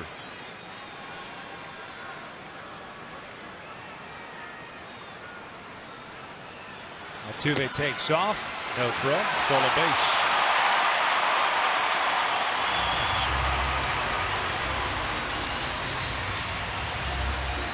So do you walk Springer here to face Lowry? Boy, a big jump. No chance to make a throw.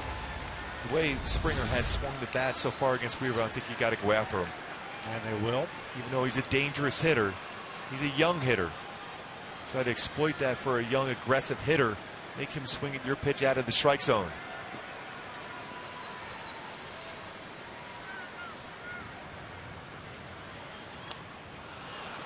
Out in front of the off speed. 1 ball, 1 strike.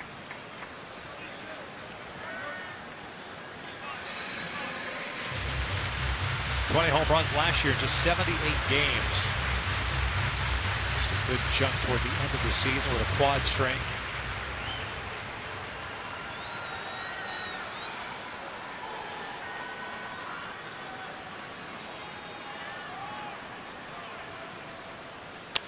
That is pulled to left field. Navarro comes in, will make the catch, and no tag at third base. Bad base running by Jake Marisnick keeps this game tied at 1. Yeah, as a base runner or third base, anything hit in the air, you get right back to the base. If it's in front of the left fielder, you're going to score anyhow. Maybe a break there for the Angels and Jared Weaver. Marisnick thought because of the topspin that ball was going to drop, takes off, and then sees Navarro catch it and can't go anywhere. Yeah, you just stay right at the base. I know it's a short outfield. You see that a lot even at Fenway Park where you have a left fielder playing pretty shallow, but you're still going to score if it's in front of the left fielder. You got to get right back to the base. Well, we saw it in the 4th when Cole on a lazy fly ball to shallow left center scored. Ball that hit by Joyce. Cole was at the bag and committed to tagging. So 2 outs, 2 on, tied at 1 here in the 5th. Here's Lowry, 0 for 2. Strike out and reach on an error in the 4th.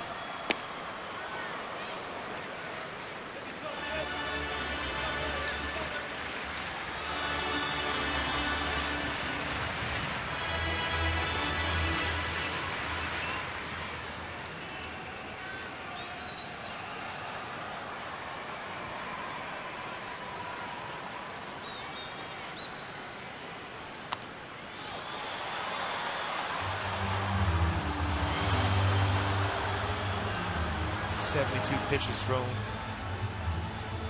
We've 21 in this inning. Coming into this inning, there's 51 pitches thrown, 36 strikes, but a lot of pitches thrown in this inning. Get that pitch count up now to 72. 2 infield base hits off the bat of Carter and Marisnick. This one pulled to second. Should do it. Giavotella has it. And Weaver gets out of it. Limits the damage to just 1 run, but the Astros tied up as we head to the 6th. Knotted at 1.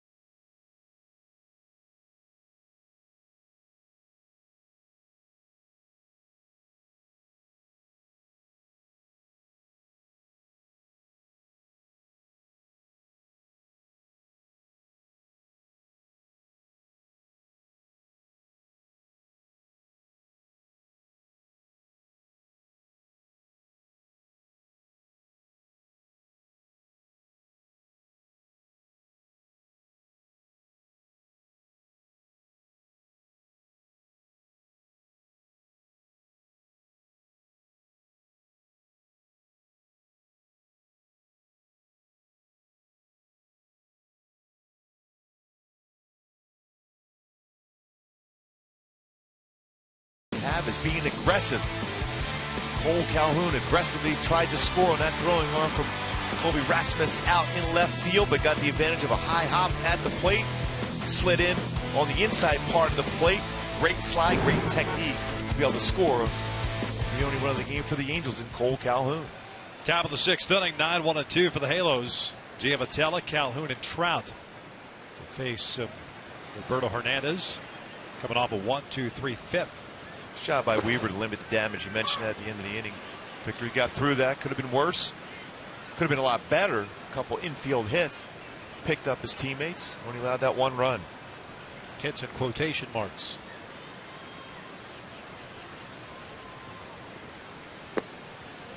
Giavotella struck out looking in the 3rd, so he's 0 for 1. 5 strikeouts for Hernandez.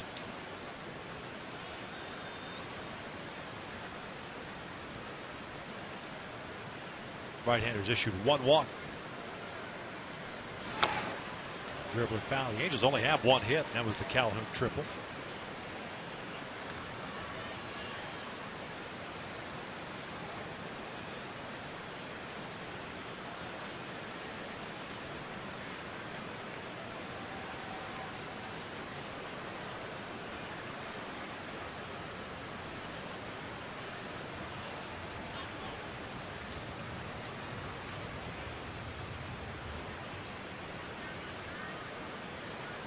Astros here at Minute Maid to start the season 2-4, 3-3 within the division.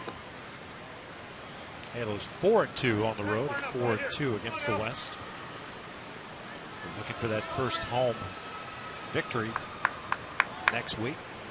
Oakland and Texas rolling into town. It's a 4-game series against Oakland. Begins Monday night. Remember last year the Angels had that big 4-game series against Oakland. That's when they turned it around. Swept them.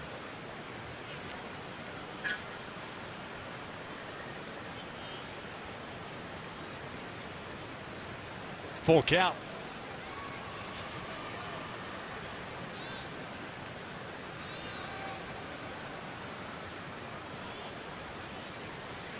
Three-two. Foul tipped into the mid. Down goes Giamatella. And there is out number one.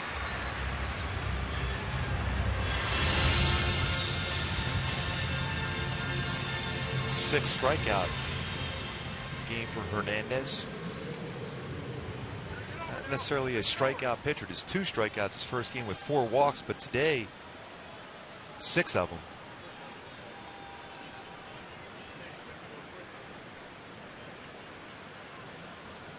Cole with a triple his last time up. 1 for 2.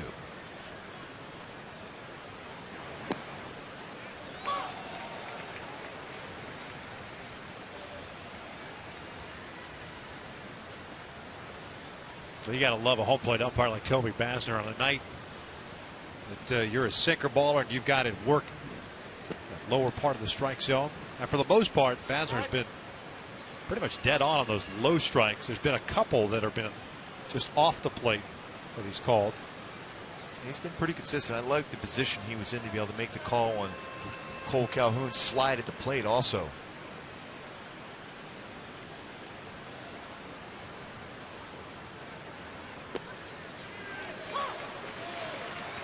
Yeah, you know this as a pitcher. You have a guy, an umpire behind the plate, and you're a sinker ball pitcher. You're going to hit your spots, stay down there, be aggressive, because he's going to call those pitches downstairs. Now, if he's an umpire that has a reputation calling the high strike, well, it's more difficult for a sinker ball pitcher to be successful that night. A tap of foul.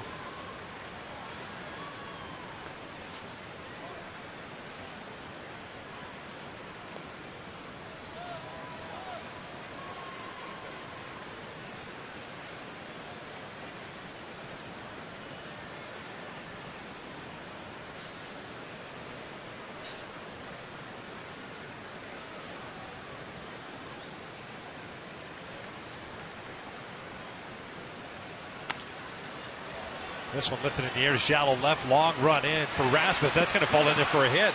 Boy, Rasmus kind of gave up on that one early. Yeah, I thought that had a chance of falling in, but then the way it stayed up there long enough, we thought maybe Rasmus at the very least was going to be able to slide in there and catch that ball. You know, as a center fielder by trade, you have good coverage in the outfield. But gave up on that one.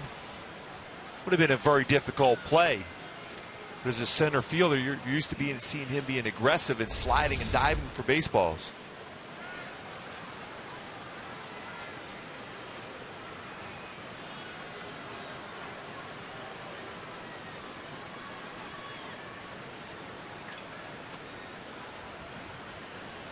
There's Trout, 0 for 2 with a ground ball to short and a strikeout. 0-1 count. I think he's trying to pull Hernandez. That pitch was out over the plate. It's a baseball at times when Trout has seen the ball well against a certain pitcher. He's going to hit that ball the other way. Hit it with authority to the right center field.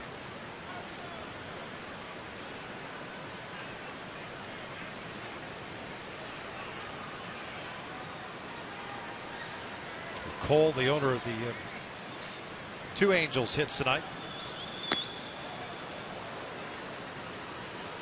Last time up, same pitch, followed by that two-seam fastball down and in.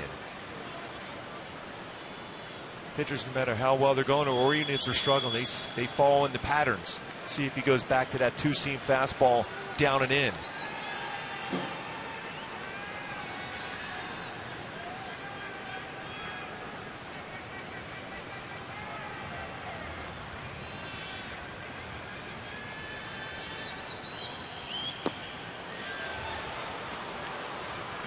Two balls, one strike.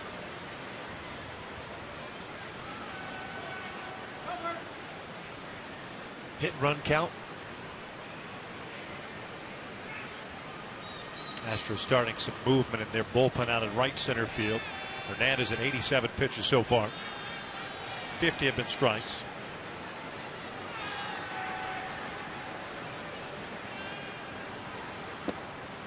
Three and one. That was pretty close to being a strike, if not a strike. Especially when it's been called consistently throughout the game.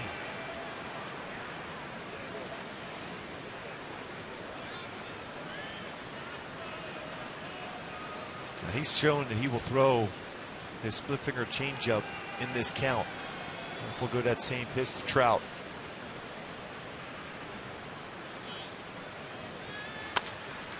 Dribbler towards third, and it goes foul. Okay, bottom part of the strike zone. Tried to pull that one.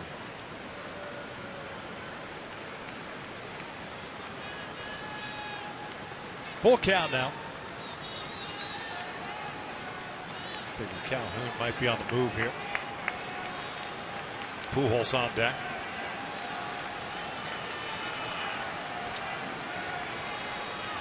Then again, what we figure should happen in reality are completely two different worlds. Well, we're thinking the same, though.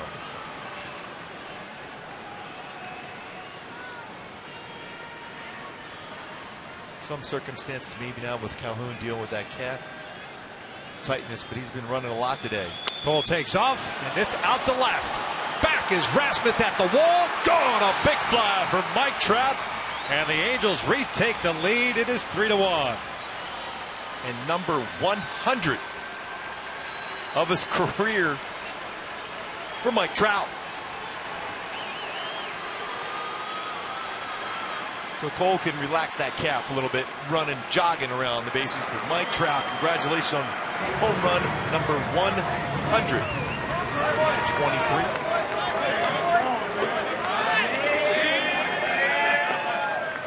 His third career home run off of Roberto Hernandez.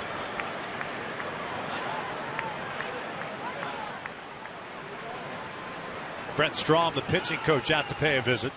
Pujols coming up. This will more than likely be Hernandez's last batter. Joe Thatcher, the lefty, is getting ready for Houston. Former Angel. Let's go back and take a look at that swing. Finally got that fastball in the inner half. A mistake by Hernandez. He's been staying away. Or when he goes in, it's off the plate, down and in.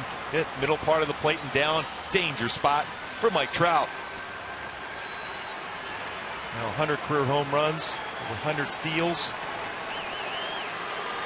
at the age of 23. There's a chance he's going to be good. That's the rumor. Albert will look at the strike.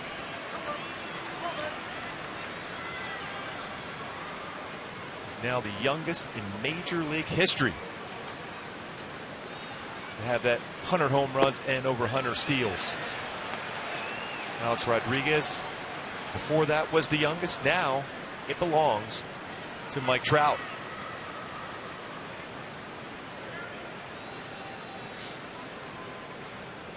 Oh, 2 to Albert. 1-2 now. Pujols 0 for 1 with a ground down and a walk. Second home run of the season for Trout. 6 RBI now in the season for Trout.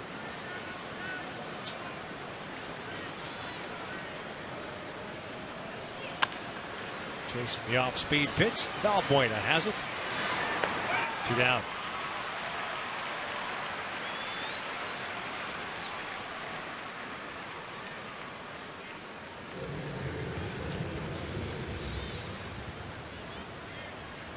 So with Albert being retired, Hernandez will face Joyce here.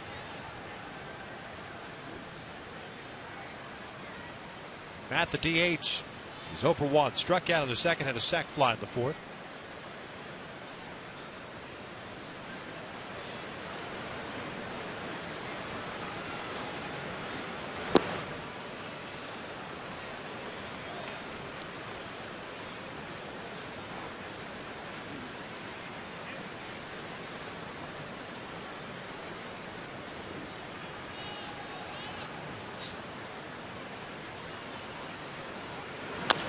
That's in the air to right center field. Resnick was playing him that way. And that'll do it for the Angels. But a base hit by Cole Calhoun was followed by Mike Trout's 100th career home run. 2-run shot. Puts the Angels back on top 3-1.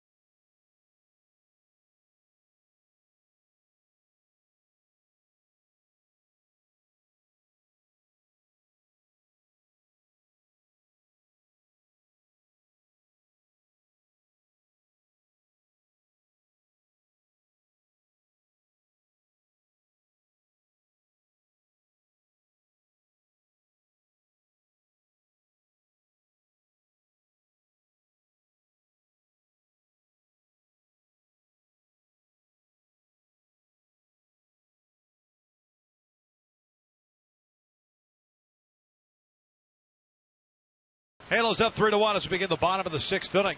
Trout hitting his 2nd of the season, 100th of his career. So Jared Weaver will go back to work here in the 6th inning with the lead. Luis Valbuena showing bunt, pushes one to the third base side and rolls foul.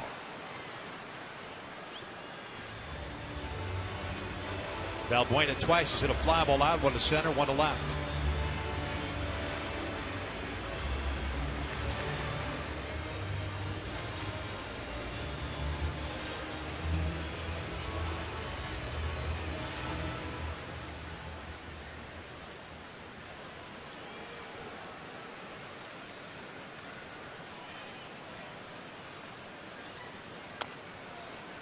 Dribbler foul, and it's 0-2. Yeah, good change up for Weave.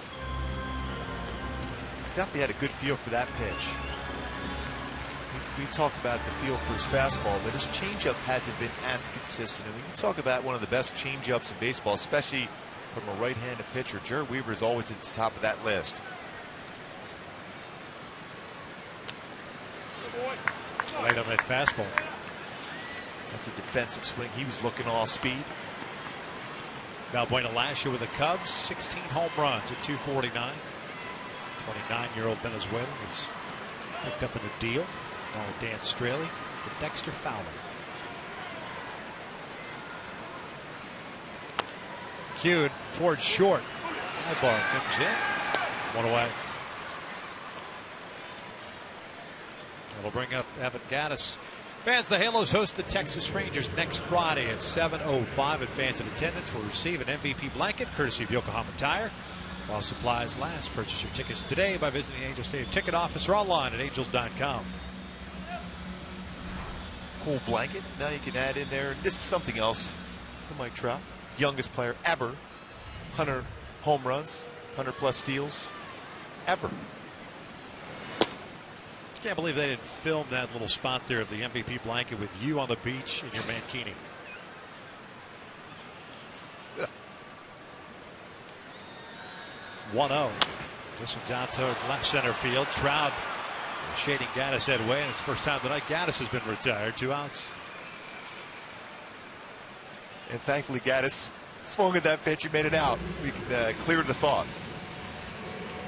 Going back to Monday, key for this game, something to believe in. Fastball. Believing in his fastball, setting up his off-speed pitch. So far, so good for Jared Weaver.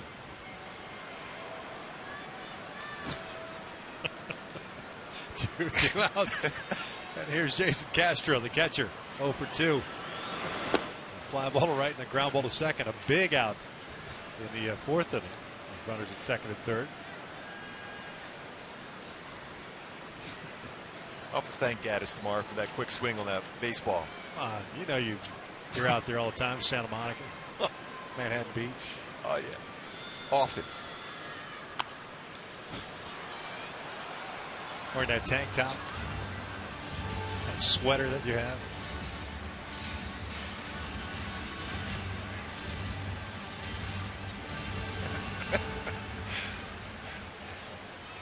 Yeah. Carter on deck. 0-2.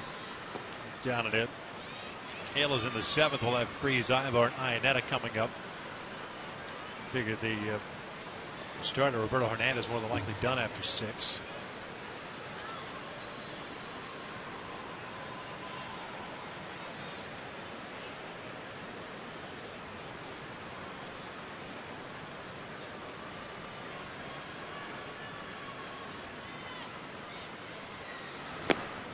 Upstairs. Been consistent as far as 84 miles an hour on his fastball. Again, spotting it, both sides of the plate, elevating, sinking. He's gotten some ground ball outs today. 5 of them, as a matter of fact. Down to reach for the off speed, fouls it off to left.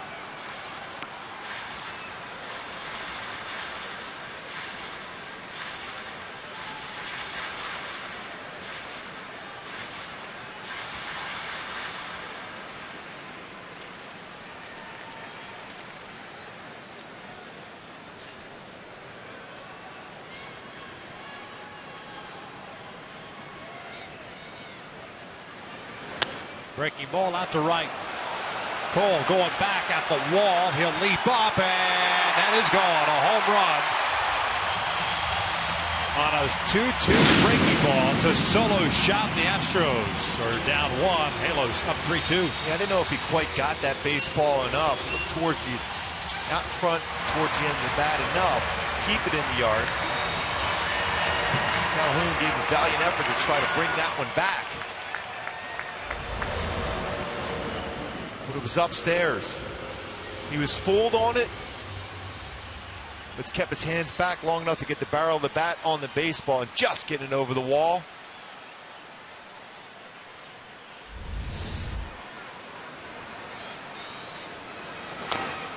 Q up the first base line. Iannetta picks it up, throws the first, and they got him. Good communication there between Weaver and Iannetta. Iannetta called it and got Weaver out of the way. Nice play.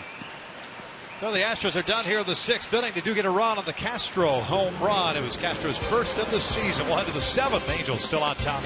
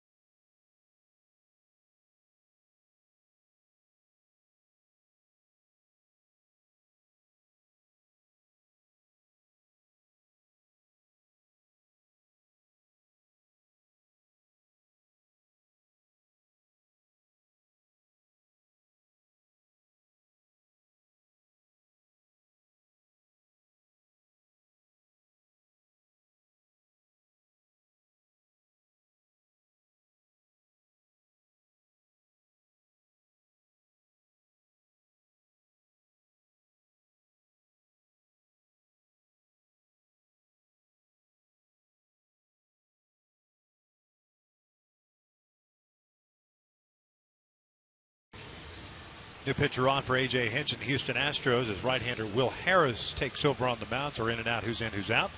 Harris in, Hernandez is done. Harris so far has pitched in 3 games, 1-0 record, 5 innings, 1 hit, 5 strikeouts, and 1 walk. He is scheduled to face David Freese, Eric Ibar, Chris Iannetta here in the Angels' half of the 7th. Well, their bullpen has been a lot more effective this year than we've seen over the last couple of years. The bullpen ERA been in this game 1.59 for the Astros. Last couple of years had struggled mightily. Harris claimed off waivers from the Arizona Diamondbacks. First pitch swinging is Freese. Rolls one over to Lowry. 1 down. David 0 for 3.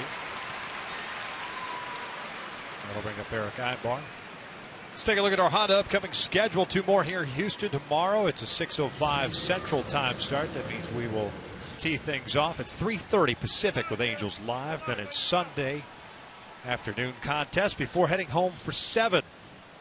4 against Oakland, 3 against Texas. Game on Wednesday, the 23rd against the A's has been moved to KCOP by 13. Or pardon me, the 22nd.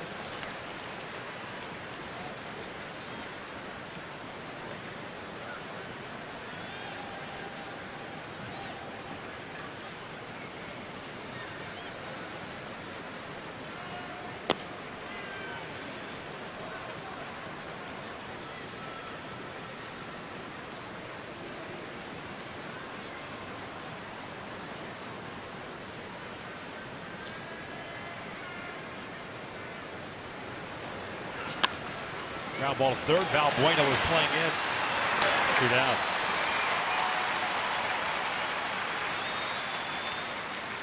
Roberto Hernandez, a starter for the Astros. 6 innings, 3 hits, including the Trout home run, 6 strikeouts, 1 walk, 3 runs all earned. He threw the ball well. Even when he missed, it was out of the strike zone but down. Mistake to Trout. He was trying to go away with that fastball, but it was down. It was out over the middle of the plate, which is a danger spot against Trout. Iannetta fouls off the first pitch. Chris 0 for 2 with a strikeout and a ground ball to first.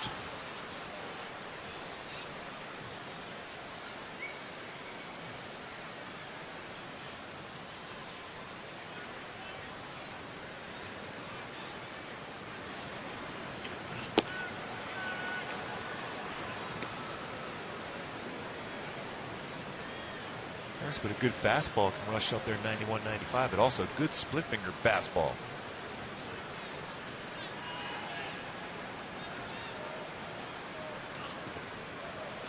LSU product, originally in the Rockies system.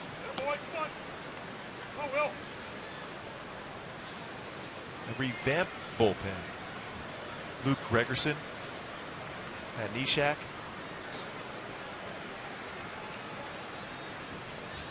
AAA Reno last year. Harris went 3-2 with a .99 ERA. This 29 big league games with the Diamondbacks. 61 games the year before. It's 4-1 with a 2.91.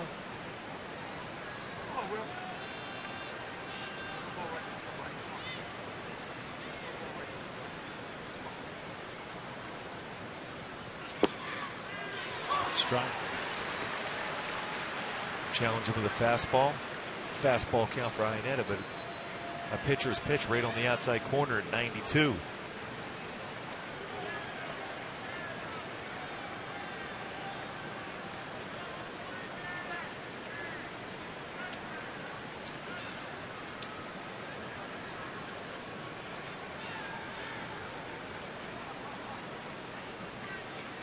Full count with 2 outs. 3-2 Angels here in the 7th.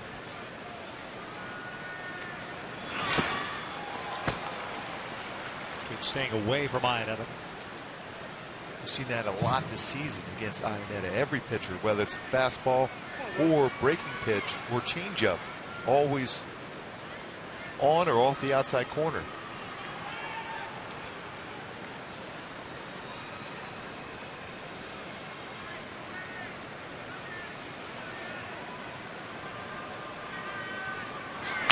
Breaking ball rolled foul.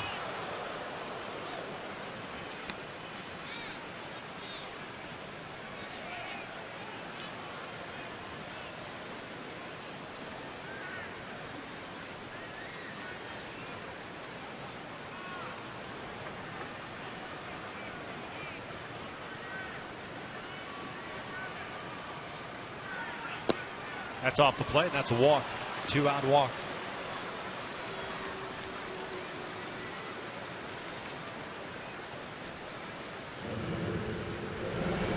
That'll bring up Efren Navarro. Kenny Pistano and Jose Alvarez getting ready. Yeah, I wonder if that is it for Weaver. We saw Mike Butcher talking to him, fist pumping him there in the dugout. Although knowing Weave, he's tried to talk Butch and Mike Scioscia in to allow him to go back out there for the 7th.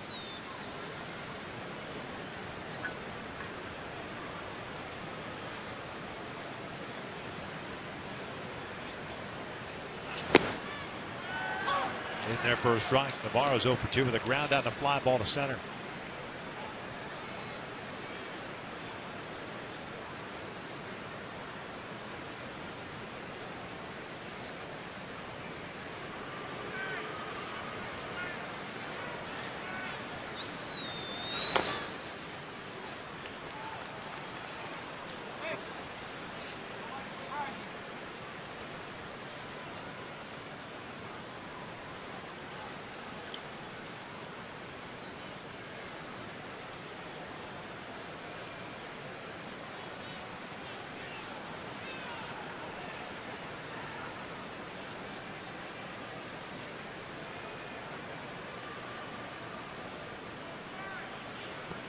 Breaking ball. Low on. It's 1 ball, 2 strikes.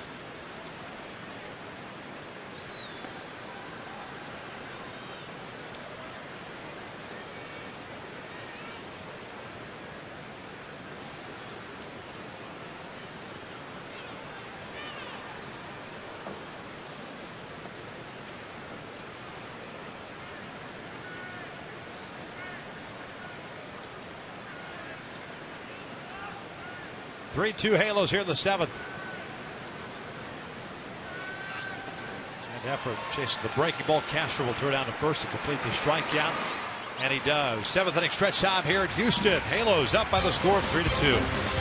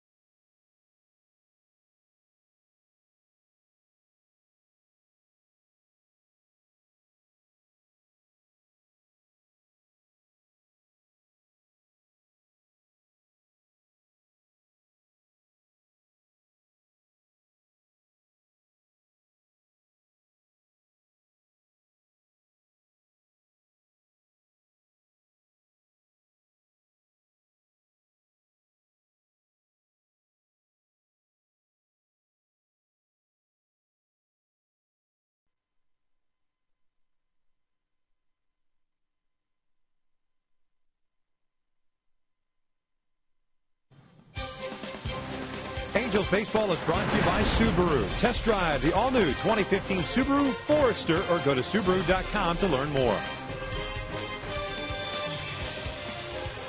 Bottom of the 7th here in Houston. The Halos lead it 3-2. Jared Weaver is indeed done after 6 innings.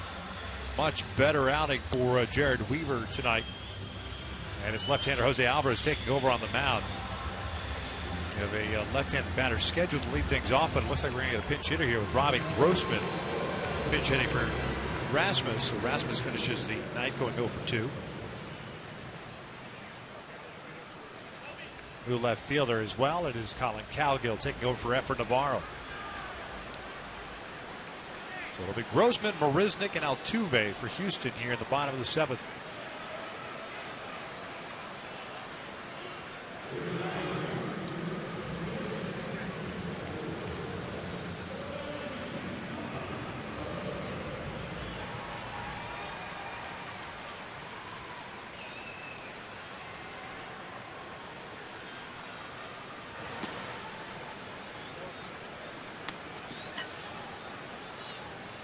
Nice job by Jared Weaver tonight. Very solid.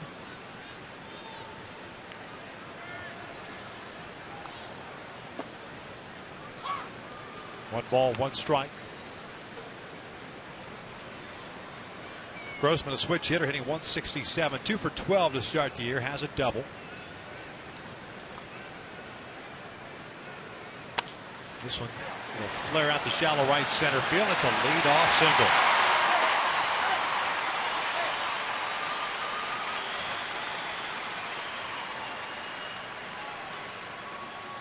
Off the end of the bat, well placed.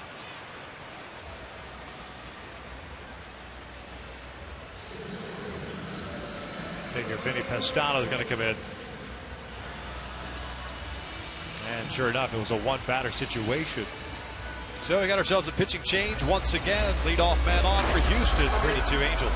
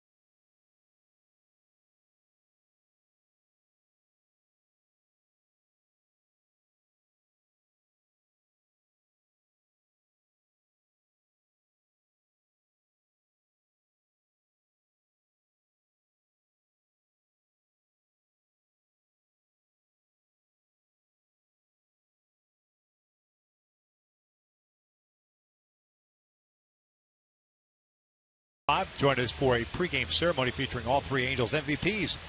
All fans in attendance will receive an MVP collectible card pack while supplies last. Purchase your tickets today at the Angel Stadium ticket office or online at angels.com.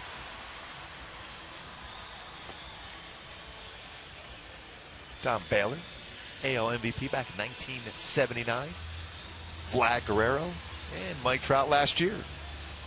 Vinny Pestano comes into the ball game to face Jake Marisnik. It looks like maybe they're going to pinch hit here. Jonathan Villar has grabbed a bat. Still think you might see a bunt here, especially with Altuve on deck.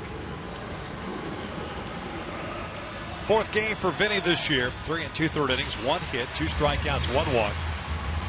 And he will indeed face Villar, who is 0 for 8 on the season. Usually you'll see him pick off the first base right away just to see if the batter will square around.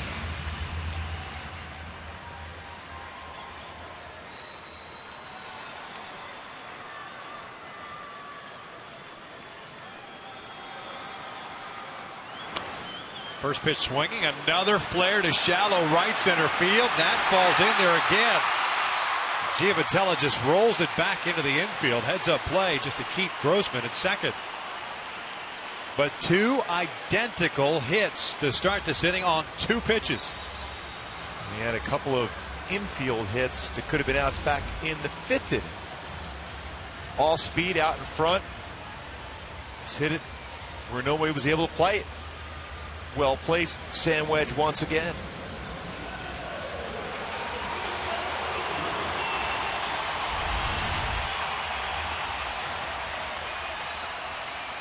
Boy, the one guy you've wanted to avoid in RBI scenarios of coming up back-to-back at bats in RBI situations.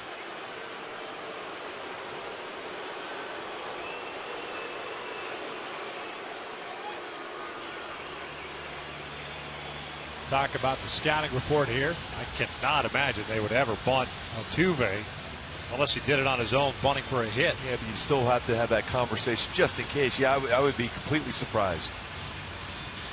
Although he can bunt well.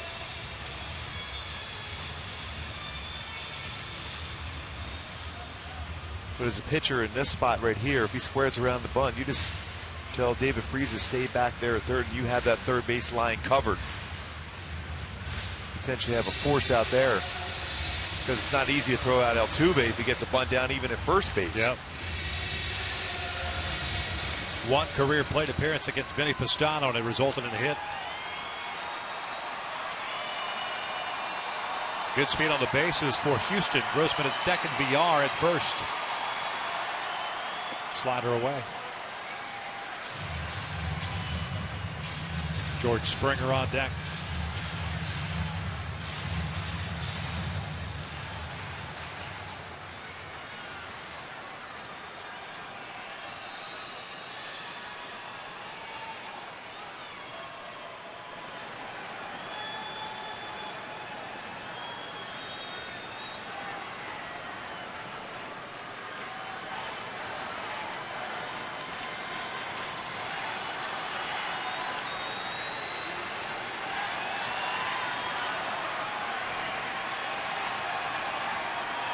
Fastball away, snap for the first, and safe at first base.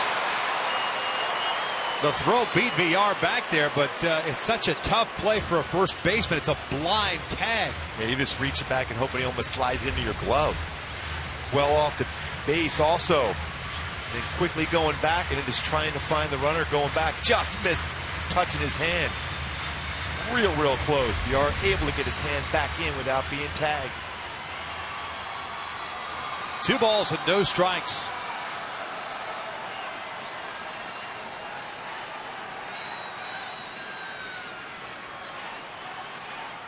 Cesar Ramos getting ready. The Angels pen. 3-0.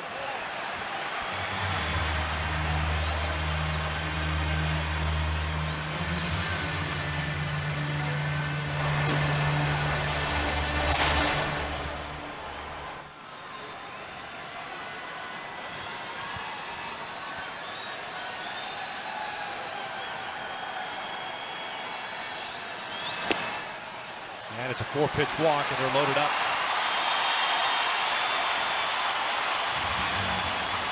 Things happen so quickly. I'm not thinking really a whole lot of time to talk about it, but it was a little surprising to see Weaver come out after 6 innings.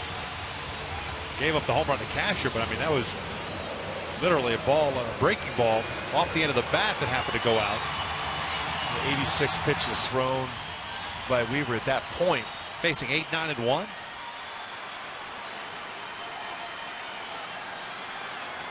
But really just a couple of flares out to the outfield. Now the walk, and could be you are in a boatload of trouble here. Here's Springer. Good speed himself. That wasn't just sack fly swing either. And what you hope for as a pitcher now, you're hoping to get something off the end of the bat, a comebacker to you on the mound. Sort of 1, 2, 3 double play. Or a punch out. With Lowry on deck. Because you got the infield playing back, they're going to give up a run. So that's the one way besides the strikeout, you're going to prevent that. A comebacker. In the air to right. playable for Cole. It'll tie this game up as the throw goes to second.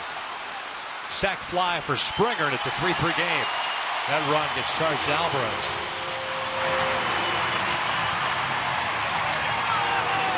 So no decision for Weaver.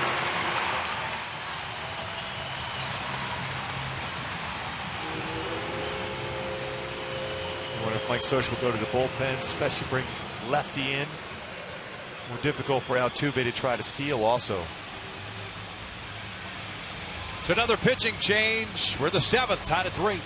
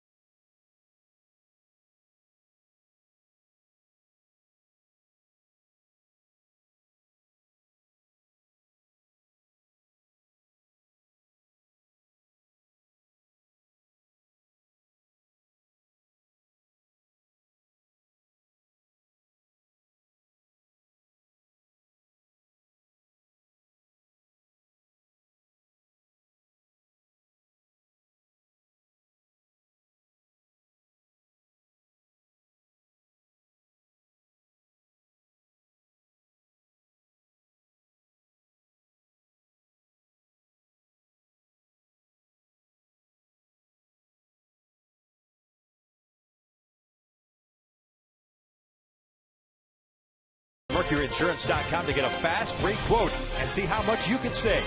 And by Hyundai. Great deals on amazing cars are going on now at your Hyundai dealer. Visit buyhyundai.com today. Well, it was once a 3-1 Angels lead. Castro made it 3-2 Angels with the home run off Weaver in the 6th inning, and the Angels bullpen has given one of those runs back. It's a 3-3 game, and still looking for more. Houston with runners at the corners and 1 out.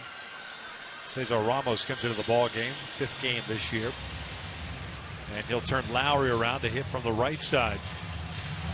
He'll also try to keep Altuve closer to first base. Altuve already with a stolen base tonight. The run allowed in this 7th inning gets charged to Alvarez. Pistano is responsible for Villar at third base, good speed, and Altuve with great speed at first. Lowry tonight 0 for 3, a strikeout reached on the error by Weaver on a dropped ball at first base, and a ground out to second.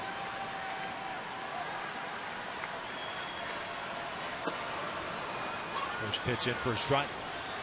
8 hits tonight for Houston. The Halos have managed just 3.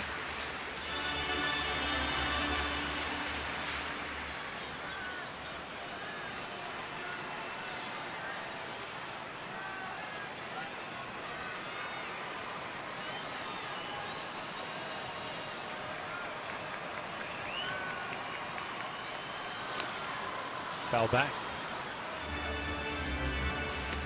No balls and 2 strikes.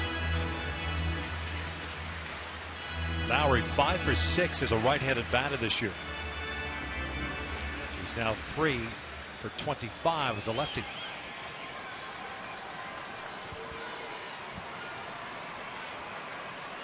Hitting this from this side of the plate, but a little longer run down the line. If you get a ground ball at an infielder, you can get a double play against him. Ground ball to short. Ibar to Giavotella on to Pujols in time. Inning-ending double play, but the Astros do tie it up. As we head to the 8th, the Angels have 9-1-2 coming up. Giavotella, Calhoun, and Trout tied at 3.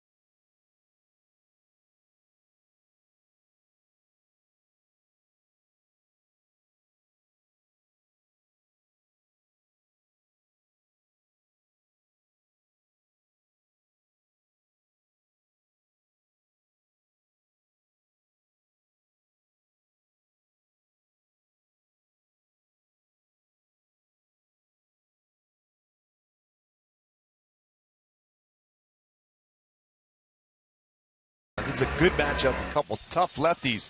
C.J. Wilson 1-1 with a 3.95 ERA. Dallas Keuchel has got his Gold Glove today. Before the game, 1-0 with a great ERA, 1.29. 2.93 ERA last season. Very good as far as using his fastball and setting up his changeup. C.J. Wilson looking to bounce back from his tough last start. Great on the road so far. Had 8 shutout innings, his 2 hits allowed up in Seattle, his first road start of the year. Here in the 8th inning, it'll be 9-1-2 for the Angels. Chad Qualls takes over on the mound. Veteran right-hander. Johnny Giavitello, the first one's in for a strike. 3 2/3 scoreless innings in 4 games so far this year. He takes over for Harris. Went 1 inning and 1 strikeout, 1 walk.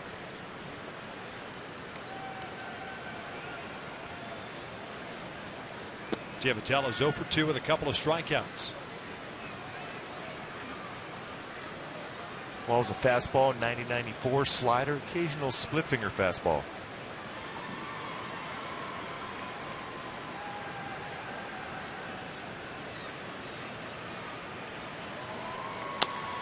Ground ball back up the middle. Kick save to the right side. Nothing anybody can do. And it's an infield base hit. That was a kick save. Not a beauty, though. No, not so much. For Giavitello, it was, though.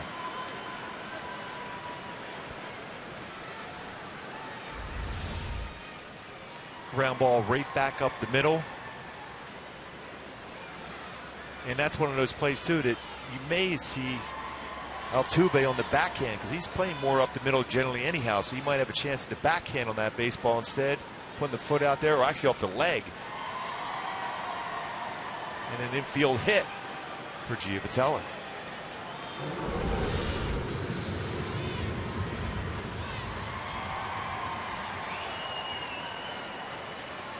So leadoff man on board for the Angels here, Cole Calhoun.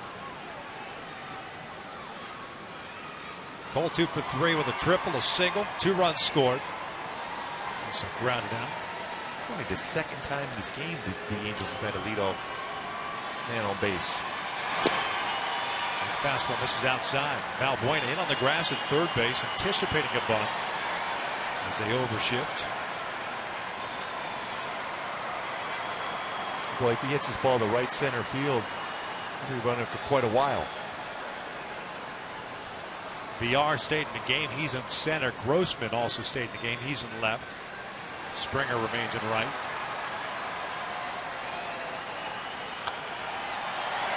One ball, 1 strike.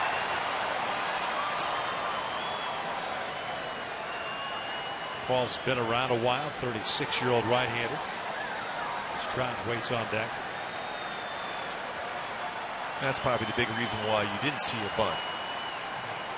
You have an open base at first, and you pitch around Trout with that scenario.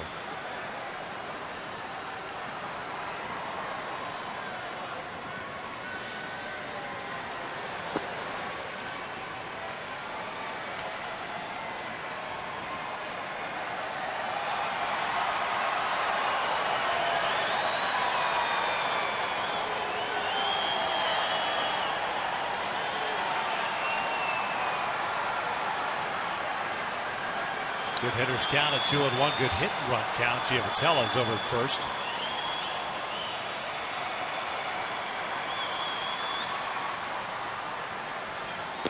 Three balls, 1 strike.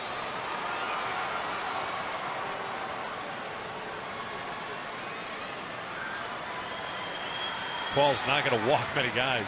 58 games last year, 51 innings. He had 5 walks this year. 43 punch-outs. So you're saying he's due. Yeah, and all major league relievers in walks per 9 innings.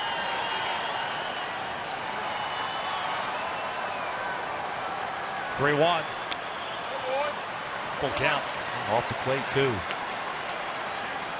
And Cole, with that walk around the plate, realizes they have swung at ball 4.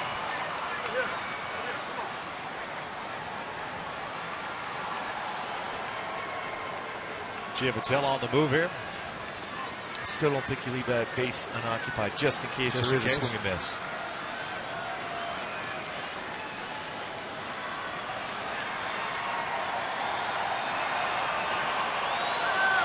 Takes off, and that is ball 4. So first and second with nobody out here in the 8th, and Trout coming up.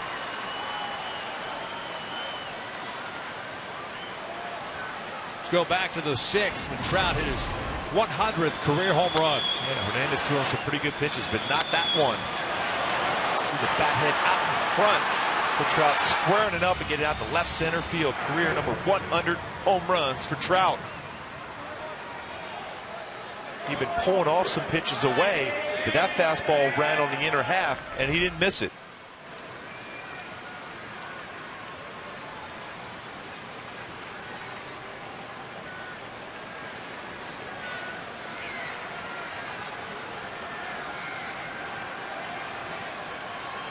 Trout looks at his strike. Mike 1 for 3 with that home run, second of the year, now with 6 runs batted in.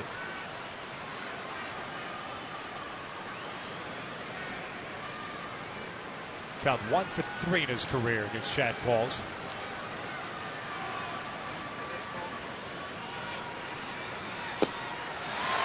Oh, 2.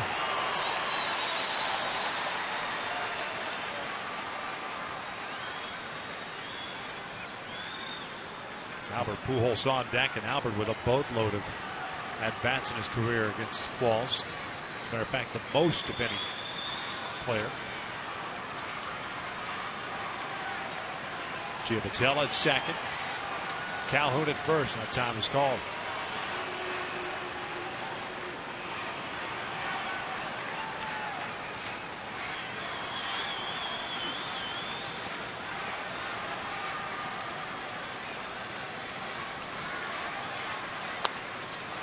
This one fouled off the right into the seats.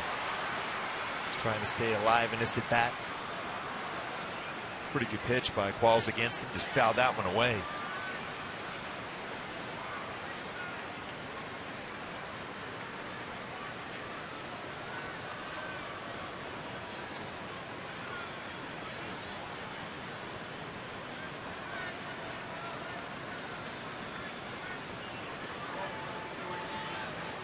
Infield base hit, followed by a walk to Cole Calhoun to put 2 men on to start this 8th inning. 3-3 game.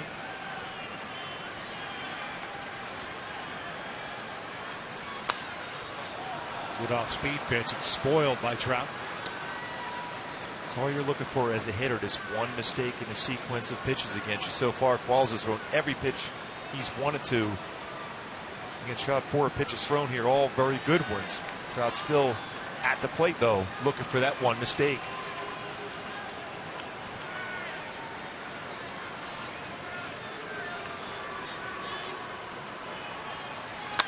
That is hammered out to right. Springer going back. That is gone. Big fly for Mike Trout, second of the ball game. It is 6-3 Halos.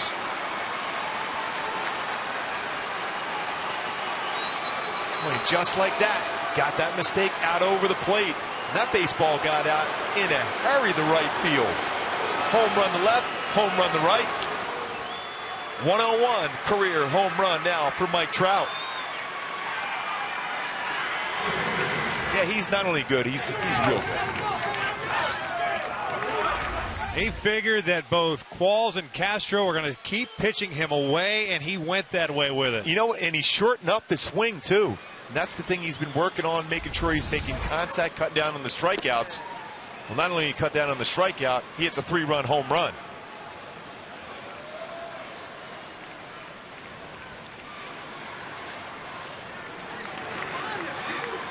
Albert, a career .381 hitter against Chad Qualls. Bats with nobody out. Ground ball, foul. Alfredo Griffin snagging it. Wow, quick hands by Alfredo.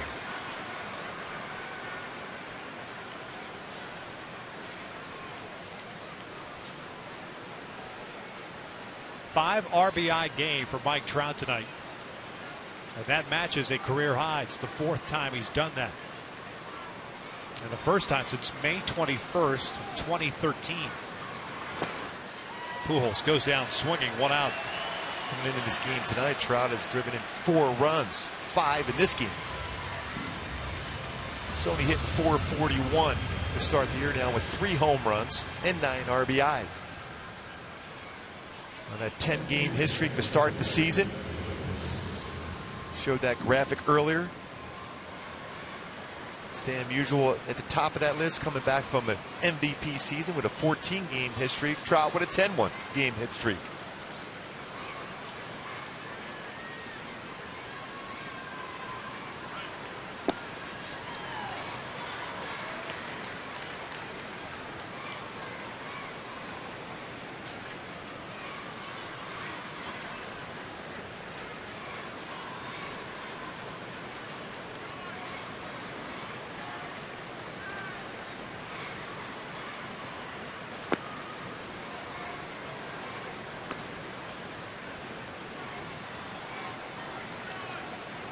Fourth career multi-homer game for Trout. Joyce 0 for 2, a sac fly, strikeout, a fly ball to center.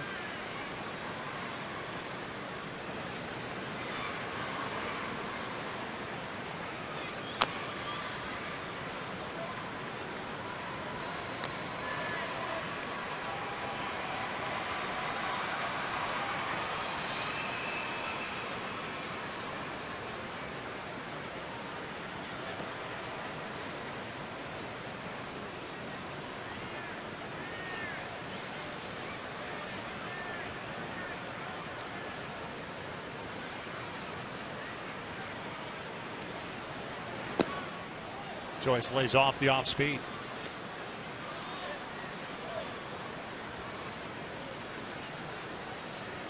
Two balls, two strikes.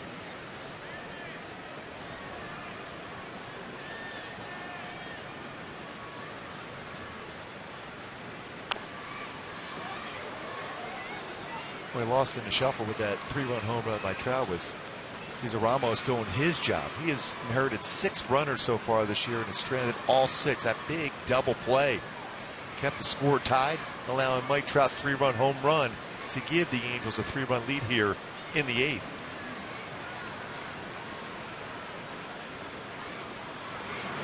Joyce takes a called strike 3 on the inside corner.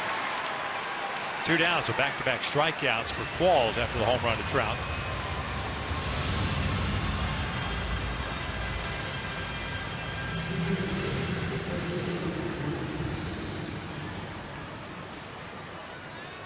Here comes David Freese.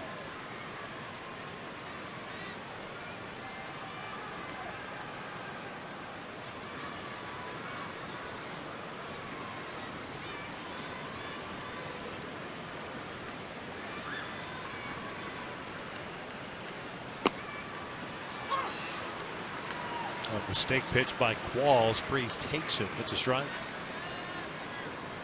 Good movement. I mean, right in the wheelhouse of right-handed batter. Especially be able to pull it into the short porch in left field. Yeah. David's 0 for 3. A couple of ground outs and a punch out. Back goes flying and skips off the top of the dugout. Didn't get anybody.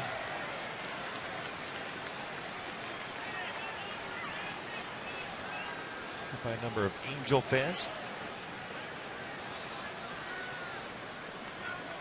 It's one way to stay in touch with your fans. Yes.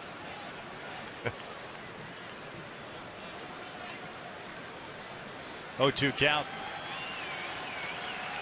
The infield base hit. Giavotella started this 8th inning off. Cole worked a heck of a walk. 3-2 pitch. Freese ground ball back up the middle, hits the mound, slows it down a little bit. Freese is retired, but the damage is done. Mike Trout with a couple of home runs tonight, 4th time in his career, multi-homer game. The first is 100th of his career, put the Angels on top, and after the Astros tied it, second one put the Angels back in the lead. Best play in baseball, 3-run home run the other way.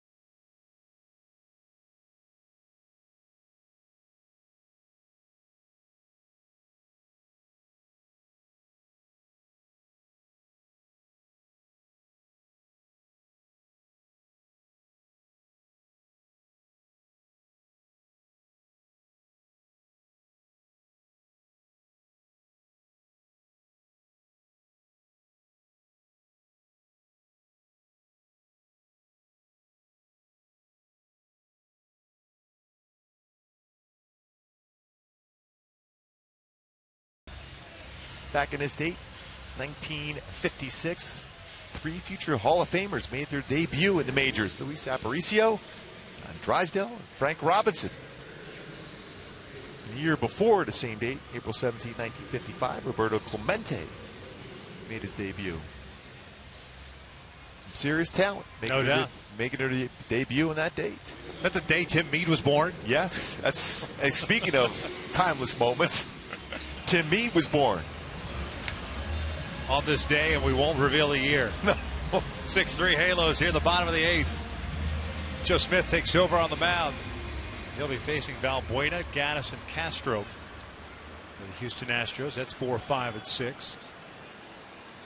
4th game of the season. Joe hasn't pitched since Monday. Valbuena 0 for 3. 2 fly ball outs and a ground out. He'll look at a strike.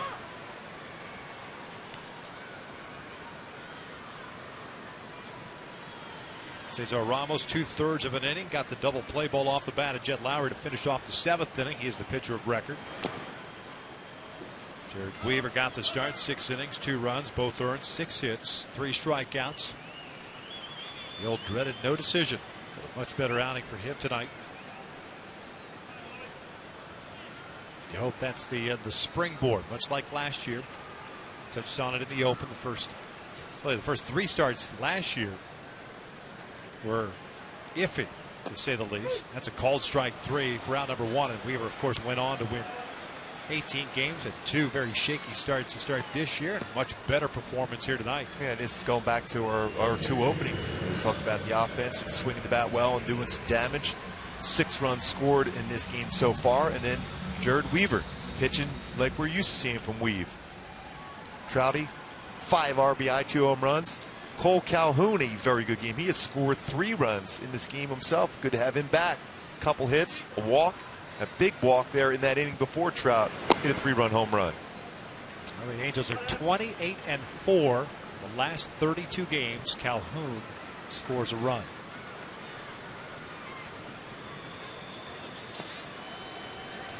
So you're saying there's a chance? Yeah, I'm feeling pretty good about that.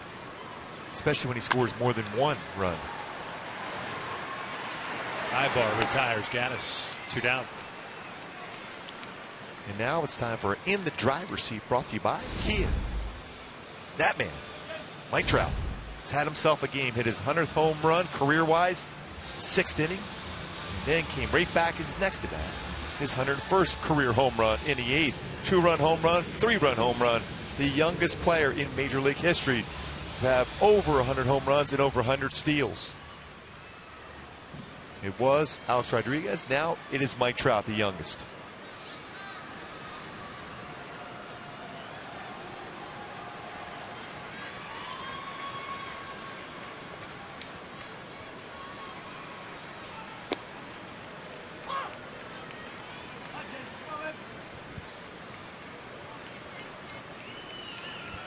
Castro 1 for 3, hit the home run off Weaver in the 6th inning.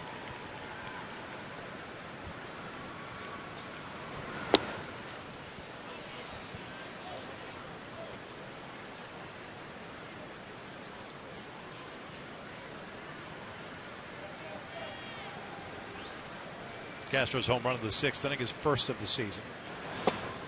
Missed it. 2 balls, 1 strike.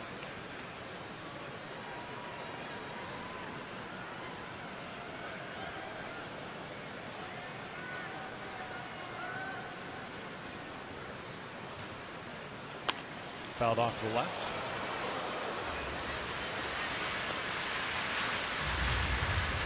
Evens a count of 2 balls and 2 strikes.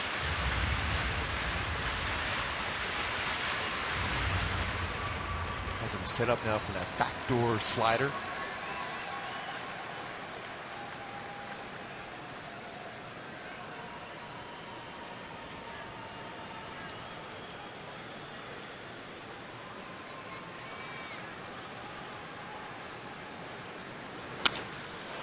This one out toward right center field. Cole Calhoun dives and he got it. Why not? Nice play by Cole Calhoun. What a game. Great to have Cole Calhoun back. Not only at the bat, but in the field. Outstanding jump, aggressive, outstanding sliding play by Calhoun.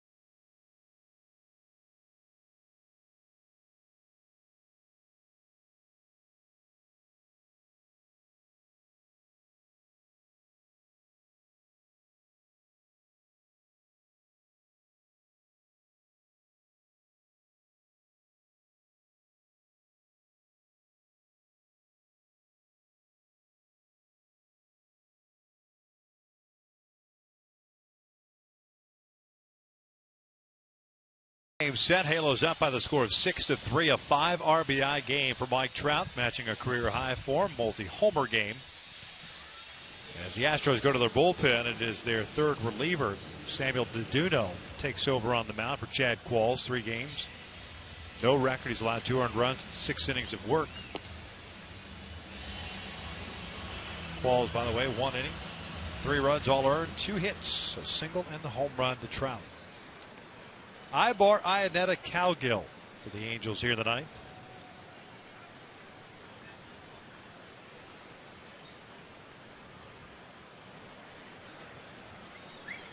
Pretty good chance for American League Player of the Week. Mike Trout's had a solid week already. DeDuno last year spent most of the season with the Twins. 30 appearances, 8 starts as Ibar shoots one into right field. The leadoff single, first hit of the night for Eric. Let's go back and take a look at the Trout plate appearance in the 8th inning against Chad Qualls. Yeah, we were talking about how Chad Qualls made some very good pitches to him. That 2-seam fastball catching the outside part of the plate. Good slider off the outside corner. A nasty 2-seamer off the plate. Another good change up down, but then finally made that one mistake we talked about, just fighting off some tough pitchers' pitches. Finally got the one mistake and hits it out for a 3-run home run.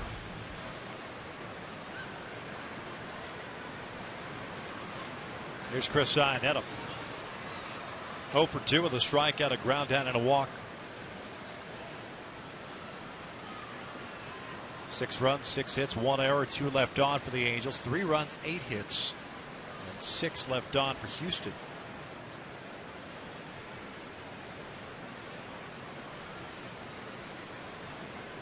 Good lead for Ibar over at first base. Check in on him. DeDuno doesn't throw real hard. He's 86 to 91 range, slider, curveball, changeup, a lot of off-speed pitches. So when you have a guy with a lot of off-speed pitches, that means they're going to be downstairs. So Mike Scioscia may be able to put a hit and run on with Ibar's speed, and Ionetta to be able to hit the ball on the ground and get it through a vacated spot.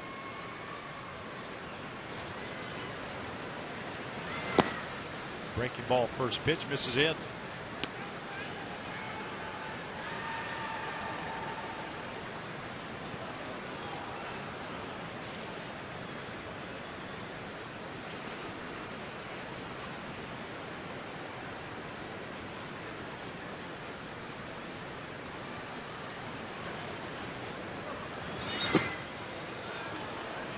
Not sure how that ball didn't hit him. It almost went all the way around him.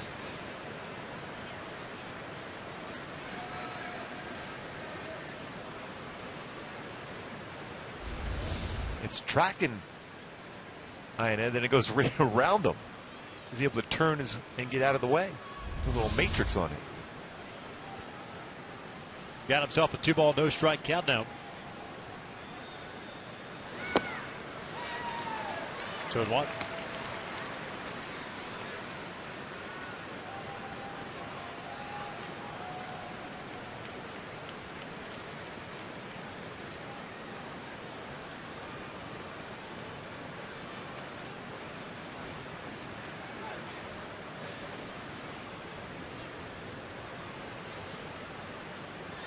Calling Cal-Gill on deck. Ibar takes off. This is back toward the middle. Altuve's right behind the bag. Forces out. Eric Ibar turns the double play, 2 outs.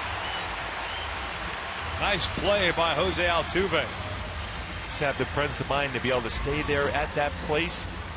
See the hit run going. Hit well. Tough hop, too, especially when it's going right by the base. They're trying to keep an eye on that step on the base.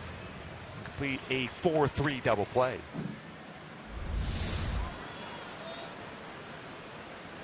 Not only you're dealing with that spin on the baseball and it may deflect off the base, but you also have a base runner coming right at you on a hit and run. Cal-Gill's first plate appearance tonight. Took over defensively in left field for effort tomorrow in the 7th inning. 5 for 21 to start the year. It's .238 batting average. Has a home run and 2 runs batted in.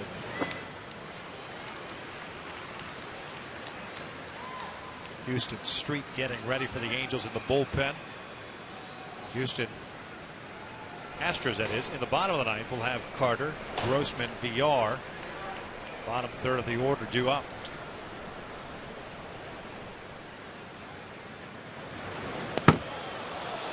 That's just a bit high. Yeah.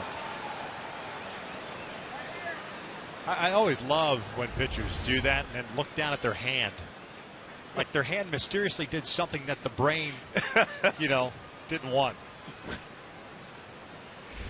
It's the baseball's fault. Not operator error, right? Never. It's a setup pitch. Slider down and away now. Change high level. Goes away. 2 balls, 2 strikes.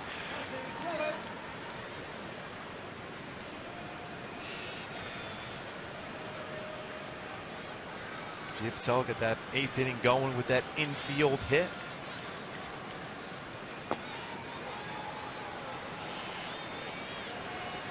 Full count. Mike Trout, what a game. 2 home runs, 5 RBI.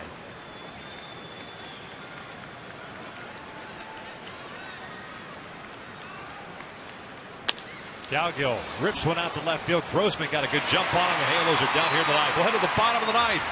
6-3 Halos.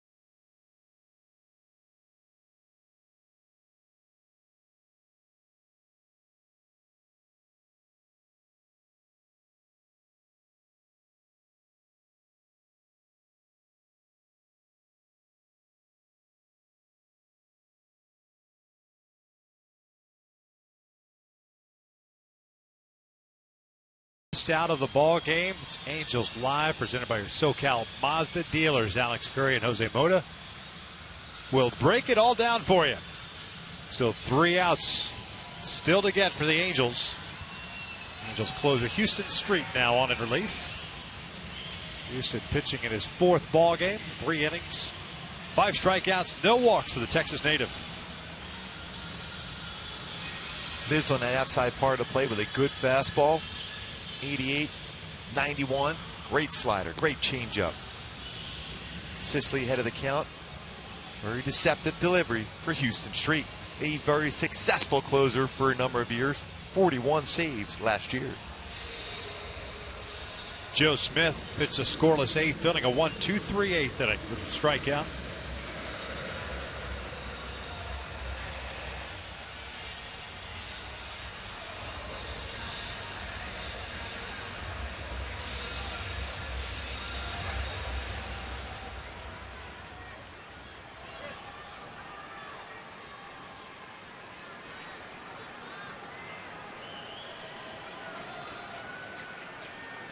Chris Carter, the first baseman, 1 for 3 with a single and a run scored in the 5th.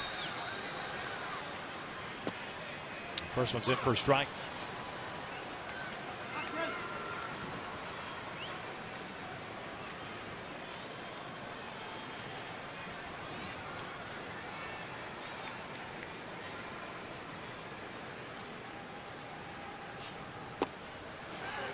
Changeup that was up. Could have fooled him with the speed. Carter unable to make contact. A couple pitches in the sequence for so far for Street. He's missed location, but the movement has allowed him to get ahead of the count 0-2. Down and away.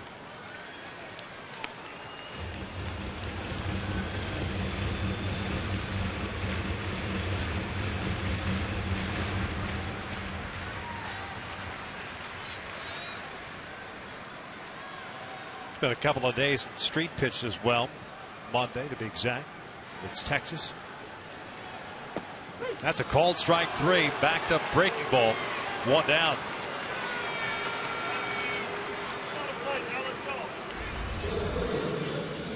Pineda setting up away.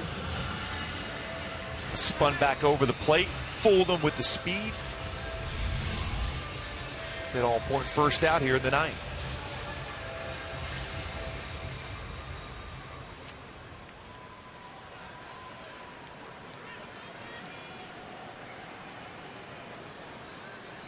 There's Robbie Grossman. Saw 1 pitch to start the 7th as a pinch hitter and single down to right center field. Eventually scored the tying run in the 7th with the sac fly by George Springer.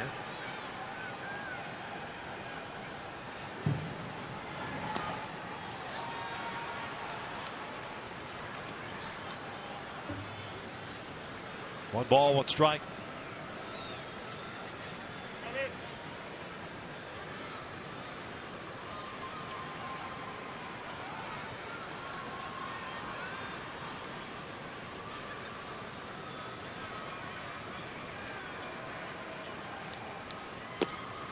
Just missed outside. Jonathan Villar standing on deck. With tonight, the Angels would pull to even 500. A 3rd win on this road trip. That'll leave it at the count now. Cesar Ramos, pitcher record for the Angels. 1 big pitch to Jed Lowry with runners at the corners and 1 out in the 7th inning in a tie game to get the double play ball. Trout hit the 3-run home run in the 8th.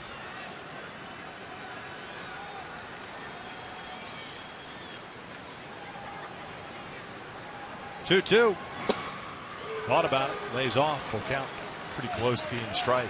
Actually could have been called a strike. When you have a catcher reaching back, a lot of times you won't get that call. He's setting up away, but that's definitely on the inside corner. You have to be as quiet as possible as a catcher, even though he misses location. This is popped up. Playable. Colin Calgan. Eric Eyeball. It's Colin. 2 down.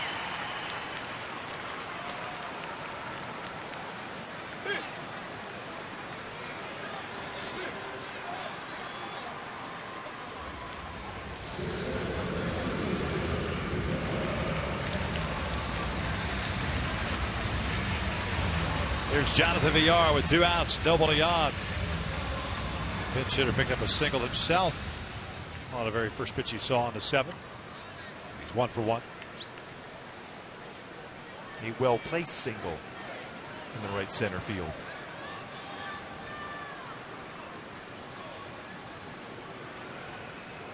Okay, right in the middle of Houston Street's delivery. Somebody must have called in to tell Taylor Featherston to move up. Creeps in a little bit further. Sitting there for a strike. Featherston took over defensively in the 8th inning at third base. Houston product.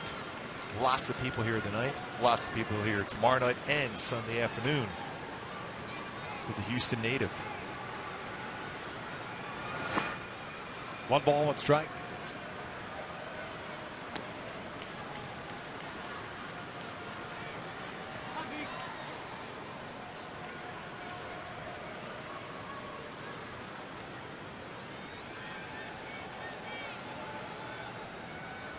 Leadoff man Jose Altuve on deck.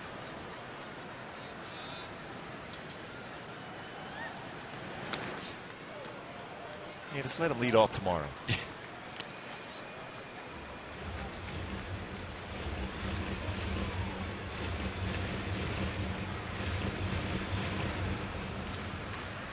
Halos 1 strike away of picking up their 5th win of the season.